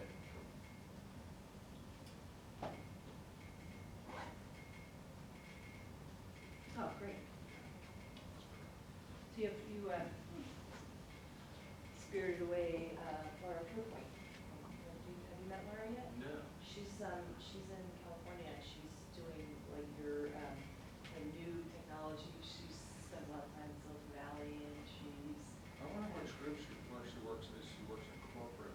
She must be. Strategy or Yeah, something like yeah. that. I know the name, but I haven't run across her. She Yeah. must be tough. She's new, but she came out of the administration. Yeah, because we have Mary Lynch who lives in South Mhm, Carolina, mhm. right, if you know her. I've met her, yeah. Yeah, and, But she does kind of regulatory. yeah, she's Yeah. a marketer. Yeah. I mean, this is right in her Right. wheelhouse. You know, she's an expert in the Cal ISO and PG, Yeah. that's what she can. Right. Laura's more of a technology technologist, so she's kind of. Right. Yeah, I imagine, because that's probably, that's running where Liz is. Yeah, I'm kind of the high end. Forget where you've been and why you've been. When Exelon took over Constellation, they turned me more into a lobbyist, even though my Were you with background. Constellation? And before that, we were Reliant, before that too. But I was more on the RTA, regulatory side, I guess more turned me more into a lobbyist. And this is the hybrid, this which, and I did more about retail. I do more retail with Mary. Okay. Mary and I have very similar backgrounds, so we're good counterparts. Yeah, so you're gonna, are you planning to speak tomorrow? Nope, I'm not allowed to talk.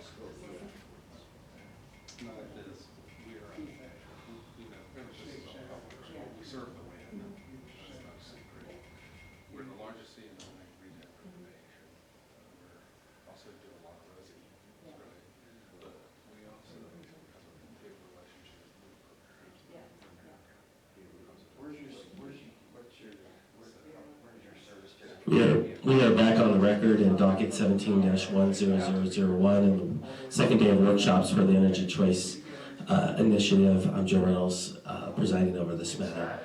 Where we left off before the break, I had a gentleman from CAISO as well, Ms. Barbash from NVE, and hello again, Mr. Sullivan. Ms. Barbash, go ahead, please. Yes, I just wanted to, thank you, Chairman Reynolds.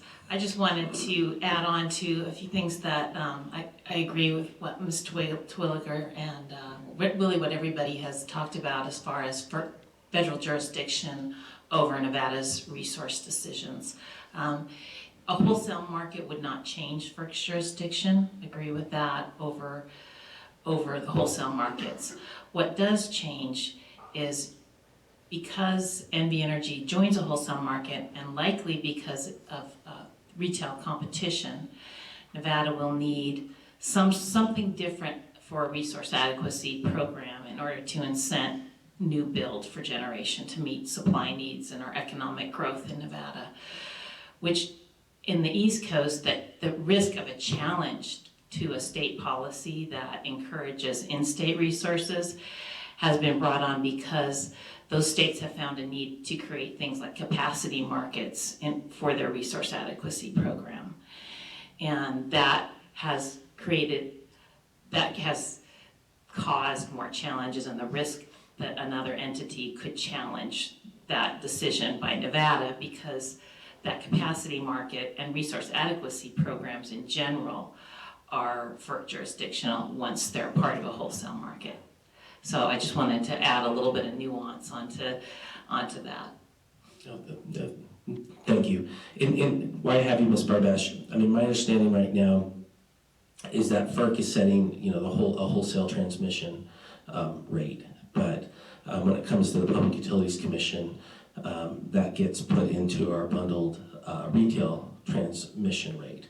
That once we then unbundle, those rate components, transmission, generation, distribution, Nevada, it will lose the ability to set that retail transmission rate, and will that go to FERC? Yeah, that's right. The Nevada will no longer be allocating the transmission costs to its customer classes under its own rate design.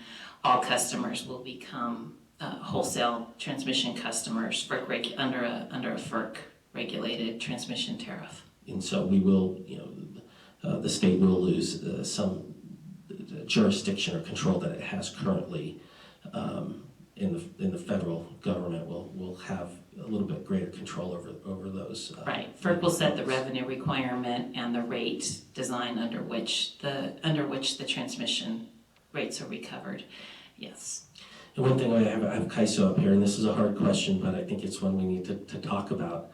Right now, on average, electricity rates in California are 45% higher than what they are in Nevada.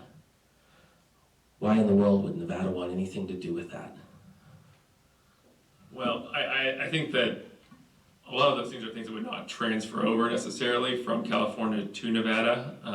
The rates are different in California because there are different state policies. And there's a lot of things that go into that, but there are aspects of, I would say, transmission, distribution, and generation that all factor into that, where California has made its own individual choices that Nevada would not be a part of and would not necessarily be raising its rates to meet the same policy requirements that California has. And I know it's a hard question, but I think it's a fair one.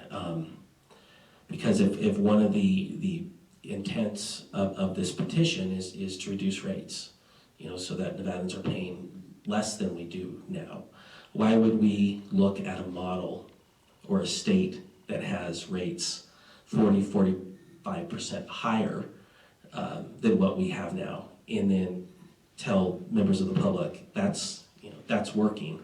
Let Mr. Casey take over. No, thank you. And it's a hard question, but it's one that I have. It's one that I think people here in Nevada need to ask. Sure. But I think just to reiterate what Keith Casey, California ISO, just to reiterate what Jordan was saying, California's rates are driven by state policy decisions they've made with regard to generation procurement, transmission.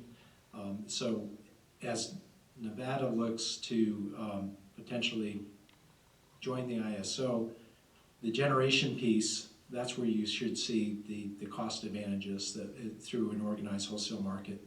You should see more efficient energy procurement costs, lower energy costs. The transmission element, this gets to how we would structure the transmission cost under a regional market construct. And we've laid out a framework for that ultimately would need to be finalized if we were to move forward with a regional market. But within that framework, the basic principle we laid out was the embedded costs of the transmission system stay with the entities that are within that system. So we weren't looking to socialize California's embedded transmission costs to entities outside of California. And I think that was an important principle that, especially in the regional stakeholders, were very supportive of. So I think to answer the question to how it would ultimately impact Nevada given California's rates, the generations where you should see the savings. If the transmission is kept separate as we've laid out in that framework, then you're largely, the transmission component for Nevada would be largely what it is today in terms of the revenue requirements. So I don't know what more I can add. I mean, so to try to summarize your answer, is it that the disparity in some of those average costs you attribute to policies, state policies, renewable energy policies, social policies that are added on to the rates in California that were determined by the California legislature? Is that the main reason that you would say that there's that difference? Yes. And it's a big difference, though. But thank you. And again, I think it's a fair question. It's one we as Nevadans need to look at in why we're making some of these decisions. And I just wanted to bring that out there onto the record. Not always are renewable. Is renewable energy the cheapest form of energy? We're working, I think, towards that as a society, but that's not always the case. Thank you. Mr. Volz, good morning. Yes, good morning, Chairman. For the record, Fred Volz. Two comments to clarify both on the cost and the transmission front. I did a recent survey of the 3 investor-owned utilities in California that service 75% of the state. That would be San Diego Gas and Electric, Southern California Edison, and Pacific Gas and Electric. You did the survey? Yes, I did. I went to their websites and looked at the residential rates just to see what the charges were. And on the low end, it's 17 cents a kilowatt hour. On the high end, it's 55 cents for San Diego Gas and Electric. So the 45% is not really a good number as far as the differential between Nevada and California. More importantly, though, they have a very complicated series of tiers where the rates spike up the more you use. And depending on where you are in some of the jurisdictions, if you live close to the ocean where the weather's not as extreme as it is farther inland. Yes, I agree, those policies were implemented and decisions were made. But on the transmission, something very interesting happened at last Friday's technical working group of the Governor's Committee on Energy Choice. There was a representative who's here today from CASIO, and he was questioned by the chair, Mr. Luttrell, who's the general manager of the Lincoln County Power District. And it was revealed during the discussion that the transmission costs in California are 4 to 5 times higher than they are here. So in thinking about any alliance with CASIO, those are costs that are not necessarily mandated by the legislature. They're decided upon by the various folks who are involved in managing the power supply. So that would certainly give me rise to be very cautious about an affiliation if the organization does not have its costs under control to that extent. Thank you. Thank you for your comments. Chair Reynolds? Yes, may I go ahead, respond? please. Sure. Again, I think when you look at the costs that California's incurred in transmission, you have to go back to their state policies. Very aggressive RPS requirements that have driven a lot of transmission to get those renewables connected to serve the load. And again, in the framework we laid out for a regional market structure, the idea is that the embedded costs that exist with the ISO today would remain with the ISO, and then going forward, any new transmission that was supported to enable the new regional grid, there would be some agreed upon cost sharing mechanism on that. So I just want to distinguish between the existing cost of transmission versus how we would treat it going forward. So we're not looking to socialize California's existing transmission costs to others. The question is, how do we deal with new transmission projects that may have regional benefits to the larger footprint? So that those costs could stop at the border, so to speak. Yes. How much money, how much did it cost to build CAISO? How long did it take? How much money did it cost? I don't have those numbers for you. I can tell you the startup of our new LNP market that we implemented in 2009, I want to say it was close to 180 million, thereabouts. 200 million. About 200. How long did it take? As I mentioned, it was the initial design was laid out in 2002. It did not get implemented until 2009. So in our case, it was give or take about a 6 to 7 year implementation. And who paid for that?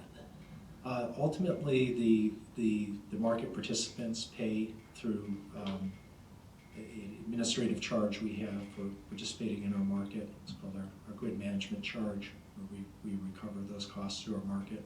So if Nevada were to join CAISO, Yeah.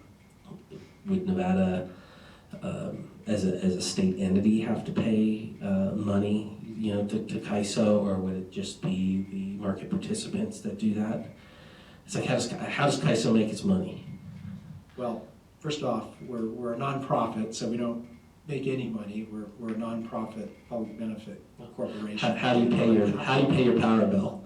So how we recover our costs are through our grid management charge. And it would not be charged to the state, it would be charged to the participants, both generation and demand. There's different charges for different types of services that they provide. There would be a charge for the load serving entities' participation in the market, the generators' participation in the market as well.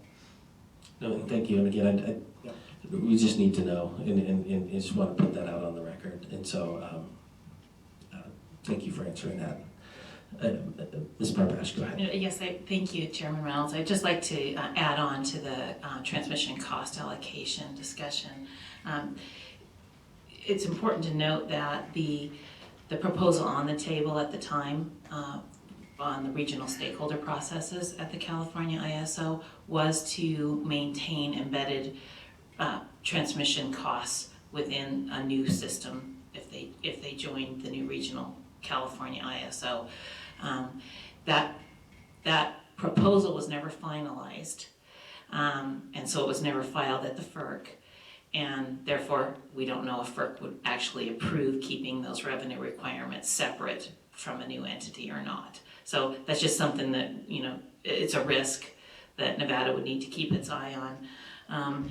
And then this also plays into the importance of governance, in that the cost of new transmission facilities built after the California ISO turns into a regional entity, the proposal for those were to share the cost, as Mr. Casey had described.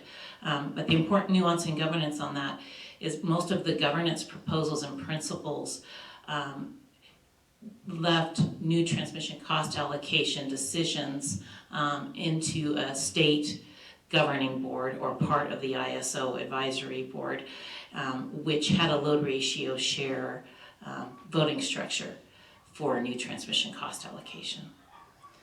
So all this kind of ties together as far as cost allocation and governance and what might be an acceptable structure for Nevada to continue to look at. So can you explain that a little bit further? Load ratio share with respect to governance? A voting weighting based on how much load one state has versus another.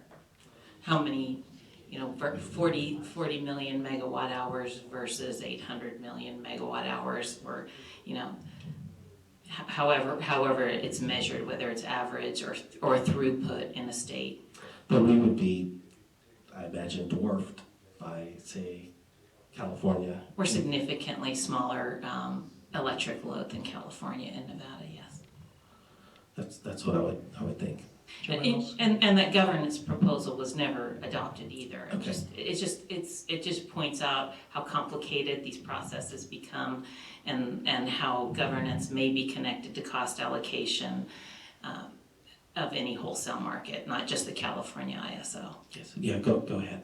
Yes, Chair Reynolds, just to elaborate on Ms. Barbash's comments, she's quite correct. We never filed our transmission cost allocation proposal with the FERC, but it is a proposed framework, and if we were to move forward seriously with the regional grid, we would look to reinvigorate the stakeholder process around that, and it could certainly be modified and changed going forward. I think with regard to the principle around each area would keep its embedded costs within its area, I think there's ample precedent for that transmission cost structure exists in other ISO RTOs, so I don't think that would be a big reach for FERC to accept.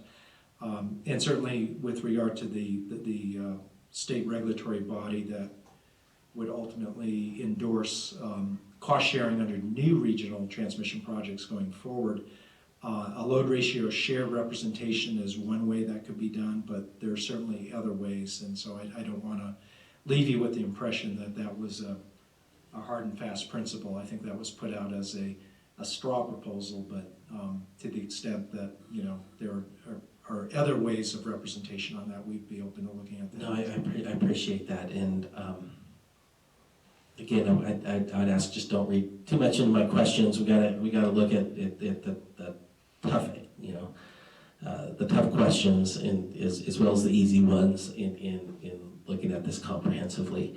What's the relationship between CAISO and the California Public Utilities Commission? Like how would you describe that? Or can you put that on the record? How the two entities interact? Yeah. We work quite closely in a number of areas, but in particular with regard to resource adequacy.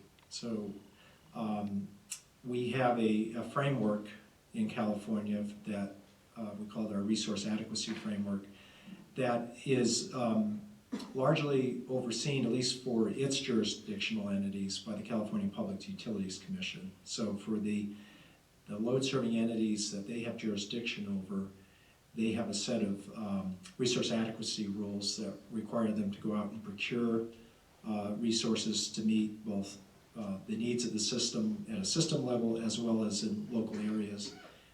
And that's done on a year-ahead basis. We have, within the California ISO tariff, complementary rules about how those requirements are determined, and also what sort of backstop authority the California ISO would have if the resource adequacy showings that the load serving entities ultimately brought forward fell short of the requirements. So we have a backstop rule with respect to ensuring if there is a shortfall that we can ultimately step in and procure it to maintain reliability of the grid. So resource adequacy we're very closely coordinated on to make sure we're well aligned in terms of what the rules are and what our respective roles are. And I would note in the area of transmission planning and ultimately permitting and approval of transmission projects, we work quite closely with the California Public Utilities Commission. While we have conduct a planning process to identify the transmission needs on the system, most all of those, to the extent they involve new transmission or upgrades, they ultimately get approved through the California Public Utilities Commission through their CEQA permitting process. And so we're very engaged with them, and we do typically participate in the permitting proceedings at the Public Utilities Commission. So those are probably two of the biggest areas we coordinate with, but more generally, they have a keen interest in what's happening in our wholesale markets, whether it's new market rules on the design of the market, or challenges we may be having with integrating renewables, which is ultimately supporting a state policy. So we're very closely coordinated with them, and we meet quite frequently with them, even on an informal basis, to kind of work through issues. Thank you. Mr. Sullivan, hello. Hi, Mr. Chairman, this is Dylan Sullivan from the Natural Resources Defense Council again, for the record. So I think the question you ask is, I'll paraphrase it, is would we see a convergence between Nevada and California rates if Nevada were to join CAISO? And I think other speakers have said why that probably wouldn't be the case on transmission because of embedded costs, and really only new transmission lines would need to be determined how regional cost allocation works. And that's actually an issue that all RTOs face, how to share the cost of new transmission projects. I think another really important piece of that kind of comparative analysis would be just looking at the distribution system, because the cost of the distribution system are, of course, still going to be within the PUC's purview. There's still going to be distribution rate cases, and there are good reasons to suspect that there are differences in cost to build the distribution system in California between them and Nevada. And so then we're sort of left with generation. And I think two important things there is that the earlier speaker talked about resource adequacy as that's an important part of the generation rate. It's kind of, if there's energy and capacity, resource adequacy is the capacity. There we propose that Nevada direct its own resource adequacy process, just like California directs its own resource adequacy process. And I believe, subject to check, that that's part of the government's proposal from CAISO.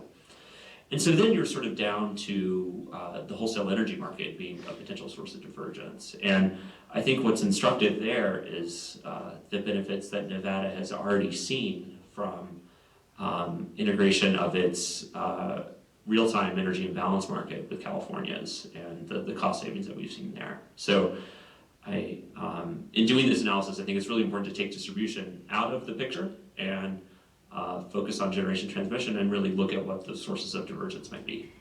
Thank you, Mr. Sullivan. And when I'm looking at comparisons between Nevada, what we're looking at doing in California, I do acknowledge that California isn't fully deregulated right now. There is it's a very different structure than what we might be looking at here in Nevada in terms of the amount of regulation that California still has, and Nevada wouldn't have if this initiative passes. So thank you.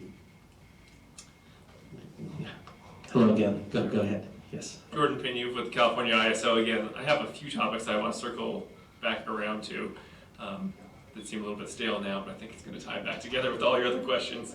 The first one was in response to Mr. Willinger on staff talking about the need for a study to actually quantify the benefits to a wholesale market. And I think the ISO completely agrees that that's necessary and that the state would need to study that. You wouldn't just want to jump in without having any sort of actual rational basis for doing so. So we would support that. And I did want to point out kind of some of the benefits that we identified in our original round of comments that were specifically things that we think that should be a part of that study. And we've already talked a little bit about the transmission interconnectivity between the two systems. We think that's important to be able to optimize the dispatch of the systems. And we want to point out that not only do we have strong interconnections right now, but we're also expanding those interconnections, in the process of expanding those interconnections with the Harry Allen to El Dorado line, which will connect our two systems and increase transfer capacity by about 1,600 megawatts. So that's in the works, and that line's expected to be in service in around 2020. And then the other things that we pointed out in our comments were just the generation diversity between our two systems, which again, Mr. Casey's pointed out to a certain extent already, but we do have, times when we're producing excess amounts of renewable energy in our system at very low cost, including ships to Nevada. We also think that there will be opportunities for Nevada to export to the California markets. And then the last one, which we haven't talked about very much, is the load diversity between our two systems, but it's one that we pointed out in our comments. And we've done some preliminary studies on that load diversity, and just by the fact that our two systems peak at different times, even though they're similar, but they have different load shapes and they peak at slightly different times, there's a benefit that would be essentially a capacity benefit that we've estimated to be around 900 megawatts total between the two systems. So I know that that the Commission is well aware of the cost of new capacity, and this would essentially be a savings in new capacity going forward if we were to combine our two systems. And it's obviously something we would need to study in more detail. And that 900 megawatts would be over the whole combined NV Energy and ISO systems. So we need to quantify it for Nevada specifically. So those are some of the things I think that we would like to look at in the study process, so we can actually quantify those benefits and make sure that we... How long do you think that type of study would take? And how much do you think that type of study would cost? Well, depends on if you hire a very competent consulting firm to do that. Always. Work, it We would will be, do no one but the best. you could do it in less than 6 months. Any idea In how terms of much the cost, that might cost? I'd really be hesitant to put a number out. I think. And I'm asking because I don't know how much that Yes, would cost. yeah. That may be something we could try to follow up, provide you some maybe some examples, some of the EIM studies that were done for EIM participation to give you a ballpark of what you'd be looking at. No, thank you. I mean, that might be something for us to follow up with next week. One thing, Mr. Pinu, that's also that I think about with looking towards California is, California has a tremendous amount of excess solar energy right now. And if Nevada joins CAISO, all that excess solar energy will come into Nevada, and right now, almost for nothing. And how will that impact? Right now I've Techron solar facilities being built in the state, Turquoise solar facilities being built in the state, and part of the intent behind this petition is economic development, job growth. For Nevada to build its solar and renewable portfolio, even more so than it is. If all of a sudden the market is flooding with cheap solar from California, that's not gonna, I don't think, cause anyone to want to invest in building more solar plants here in the state, because everybody can already buy it very cheaply from California. Is that a legitimate Chairman Reynolds, maybe I could concern? try to respond to that. I think it's important to distinguish the cheap energy from the cheap renewable, because when we talk about California exporting surplus energy during the kind of solar peak part of the day, the renewable energy credit for purposes of RPS compliance from those solar facilities in California will remain with the load-serving entities that procured and paid for those solar farms. So what's being sold at the border is the cheap energy. With regard to building new solar, if the ultimate aim of that solar is to meet an RPS obligation in Nevada, I don't see the cheap energy coming across California border from undermining that, because again, there is no renewable energy credit associated with those exports. It's just energy. I guess I'm not as concerned or wondering about whether it would, with respect to an RPS standard. I'm just wondering with respect to boots on the ground, building new solar infrastructure facilities, if that will changes that. And one of the other things that I note is in Governor Sandoval's executive order establishing the governor's committee on energy choice, is the governor wants examination of the ability to have Nevada become an exporter of energy. And if we joined CAISO, what kind of opportunities would Nevada have to export energy into California, with that market, though, already so saturated as it is? Well, as you know, California has very, very aggressive RPS goals. We have a 100% renewable energy bill sitting at the legislature right now. We'll see ultimately what happens to that. But I think in any case, given their very aggressive carbon reduction goals that California has, there's going to be new opportunities for renewable energy procurement from California load-serving entities. Where that procurement will come from, ultimately, the California ISO has no say in. That's ultimately a state procurement decision on how much that's procured in-state versus out-of-state. But I can tell you from an operational standpoint, having more diversity in that renewable mix that California procures going forward would help immensely with the integration. So regional diversity, even regional diversity in solar procurement, where you're shifting the output profile of that solar just by virtue of being further east and some of the renewables being procured in California, can help immensely. No. So, I can't guarantee that ultimately that would materialize in terms of California load-serving entities procuring out of state, but certainly the regional market highlights the benefit that would provide from an integration standpoint. And just to the extent that we have, generation facilities in Nevada, we obviously, we wanted to export that to California.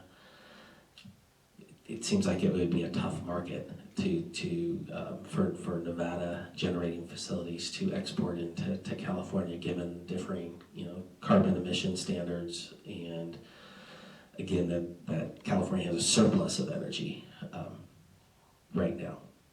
Do you see a strong? I mean, if it's not there, it's not there. That's just something for us to acknowledge.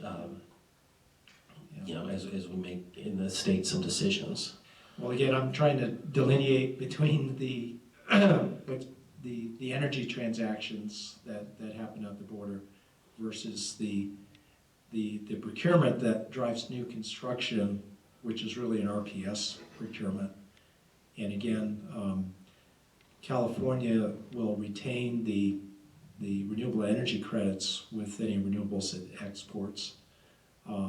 And so to the extent Nevada, through its RPS goals, is driving new build of solar, I don't see the regional market inhibiting that. I don't know if there's a better way to say that, but. And one other thing that I would point out too is I think as California does move towards a 100% RPS, I think there is going to be a big impetus for, especially if there are plants that can connect to the California ISO system and be counted for RPS credit purposes in the California system, I think there's going to be a strong urge to have solar and storage applications that can fill that big gap. And also the geothermal applications in Nevada are going to have an opportunity to fill that gap as well. So I think there's going to be quite a few opportunities for Nevada to export to California, but it's going to have to be the right type of energy to come into the system, I think. But to the extent there's 100% RPS in California, I think we're going to need to rely on those new resources. Thank you for that. Mr. Williger. Thank you, Chairman DeBridge-Williger, for the record, for staff. I guess this might come in the form of a follow-up question, because it's something that weighs heavily in my mind, and this is to follow up on some of the discussion we've had about capacity benefits and resource adequacy, and I understand that the representatives here of CAISO want Nevada to have its own resource adequacy construct, which I don't disagree with. That's a great idea. We would want to make sure that we had adequate resources to serve load in Nevada. But if we combined with California, when you talk about this capacity benefit, how do we make that decision? What joint planning between California and Nevada goes on under the ISO leadership to decide who gets to build? So we have a 900 megawatt capacity benefit, and in a couple years we need another couple hundred megawatts for the system, for the combined system. And Nevada has an RPS, and we want to construct solar. And California has its RPS. How does that, what joint planning goes on such that we're not always the losers in that decision about who builds to meet the needs of the system? And it's more, I guess this is more in the form of a question, and if there are any ideas out there, I would love to. I don't want to step on your toes, but so anyway. It's a good question. Anyone want to take it? Sure. Try that. Well, I think the short answer is with regard to building to meet your resource adequacy requirements, we really defer to the states and utilities on what they want to build. We provide an open access grid where anybody can propose a generation project and propose to interconnect. What we do is, through our transmission planning process, make sure that we have the transmission system that can accommodate it. So to the extent a new generation project would require a transmission upgrade to interconnect, that's something we would do. But I think we would, and I would welcome Jordan's perspective on this as well, but in the scenario that Ms. Terwilliger posed, I think we would leave it to California to decide how it wants to meet its resource adequacy requirements, what specific projects they want to bring forward. And similarly, we would leave it to Nevada to decide on their own as well. And our role would really be in the transmission planning to make sure it can be accommodated. Thank you. If Nevada made the decision to, and I asked this a little bit earlier, but I'm going to ask it again. If Nevada made the decision to join with CAISO, would we have to pay a fee? Would we have to pay anything up front? You know, we write you a check.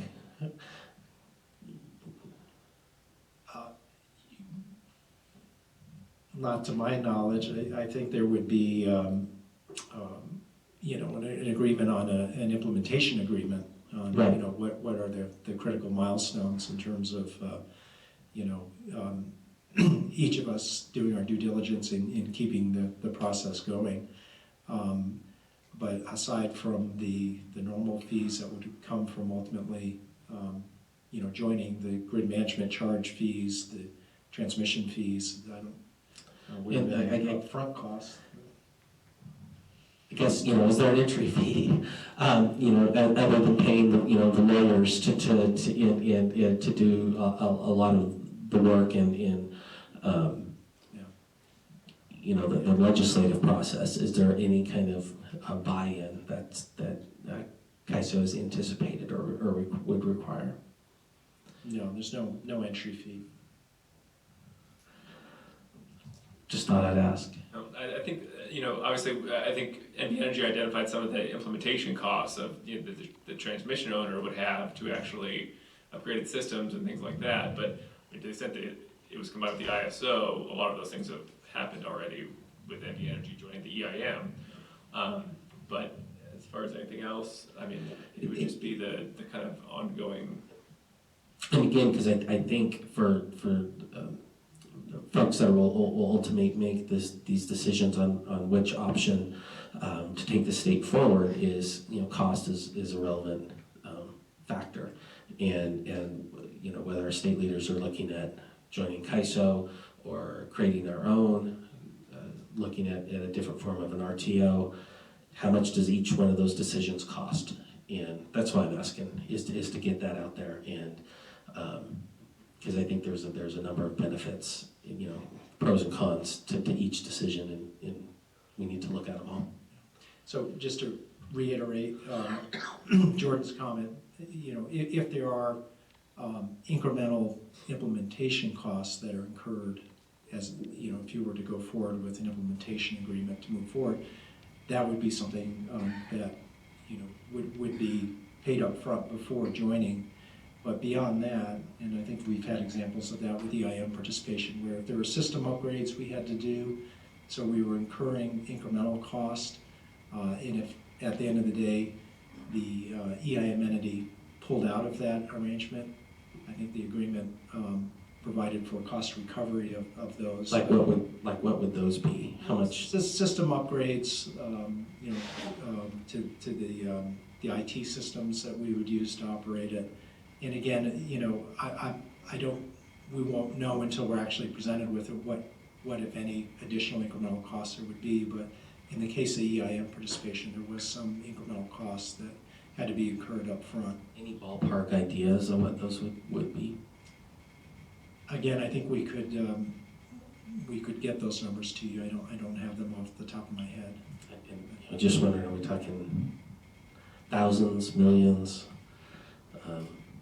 Yeah, I think we were just discussing offline, and we were trying to remember the exact numbers for the NV Energy implementation, EIM implementation costs, and we believe they were around 2 million. But we obviously have a period for comments where we can check that and provide those. Yeah, that'd be helpful if you could take a look at those and circle back. Anything further, Ms. Terwilliger? Yes, Chairman, I just wanted to follow up. I'm not sure I'm clear on how we ended the discussion we had with Mr. Casey. So I guess, and I won't pretend to have perfect knowledge of how the ISOs work back east that have restructuring, where it's a competitive retail market. But I guess I'm not sure that any other RTO, ISO doesn't have some sort of joint planning, particularly when you're talking about a restructured market, and we have where there's capacity markets that exist. So there, at least my understanding is there's some sort of, because the capacity markets exist back east, there's some sort of joint planning that goes on amongst all these states, such that we know who is who's filling that capacity, and that's determined by the market, of course. So who could do it in the least expensive and most efficient way. So I guess Nevada's deciding its resource adequacy, California's deciding its resource adequacy. Is there a capacity market envisioned such that there's some sort of joint planning, the market's deciding who is the most efficient builder of capacity that's needed on the system. So go ahead if you would like to Yeah, I think respond. the key thing is in the California market, we do not have a centralized capacity market. We have a bilateral capacity construct. The capacity savings, the load diversity capacity savings that Mr. Pinu mentioned really gets to the fact that because Nevada peaks at a different time of the year than California, that each of us can avail ourselves to the surplus capacity that one has when the other is peaking. So it mitigates the need to do new generation build in the first place. So if Nevada can meet its peak by procuring with California resources, existing resources, at the time it peaks, there's a savings there relative to what it would cost if they had to build new generation to meet that peak. But those types of transactions can be handled bilaterally. The ISO doesn't have to step in and provide any direction on that. So again, our role would be, with regard to resource adequacy, more in identifying what the requirements are in terms of system requirements versus local. But we'd ultimately look to the load serving entities to propose specifically how they plan to meet their resource adequacy obligations. Do you have any idea how long it would take to integrate NV Energy's transmission systems into CAISO? Well, there are a lot of facets to that. Think of them as tracks. Obviously, as Mr. Pinu mentioned, the benefit analysis would probably be the first track. We talked about that being, ballpark a 6-month process. There are policy issues that would have to be resolved. Transmission cost allocation. Like what policy issues? Transmission cost allocation, how we structure that, resource adequacy, what are the specific rules around resource adequacy. Those are probably the two biggest. Obviously, the governance track will have some need for resolution. And then there are whatever, within Nevada, whatever state regulatory legislative steps there are for that. I can't speak to that. But a lot of these tracks could proceed in parallel.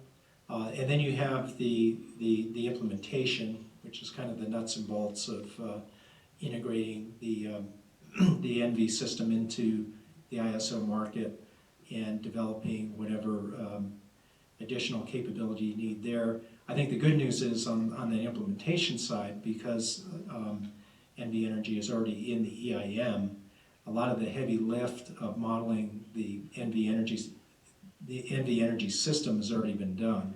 So the incremental cost will be more in, what does the day-ahead market participation look like, the settlement systems for that and the like. So I think the implementation can be relatively quickly. In terms of the ultimate timeline for resolving all of these, I believe NV Energy had indicated 2024, 2025. We think that's probably conservative, that could probably be advanced if we proceed things more in parallel as opposed to serially.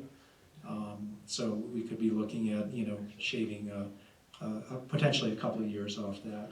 Thank you for that. We're going to take a lunch break at this time. When I come back, we'll want to have some conversations about Nevada looking at creating a regional RTO. Also, any options with NV Energy maintaining its current structure with some of the wholesale market, and if there's any ideas or options regarding that. And then we'll also open up the mics for any overall comment on today's topics as we did yesterday. So we're going to resume at 1:30. And thank you, everyone.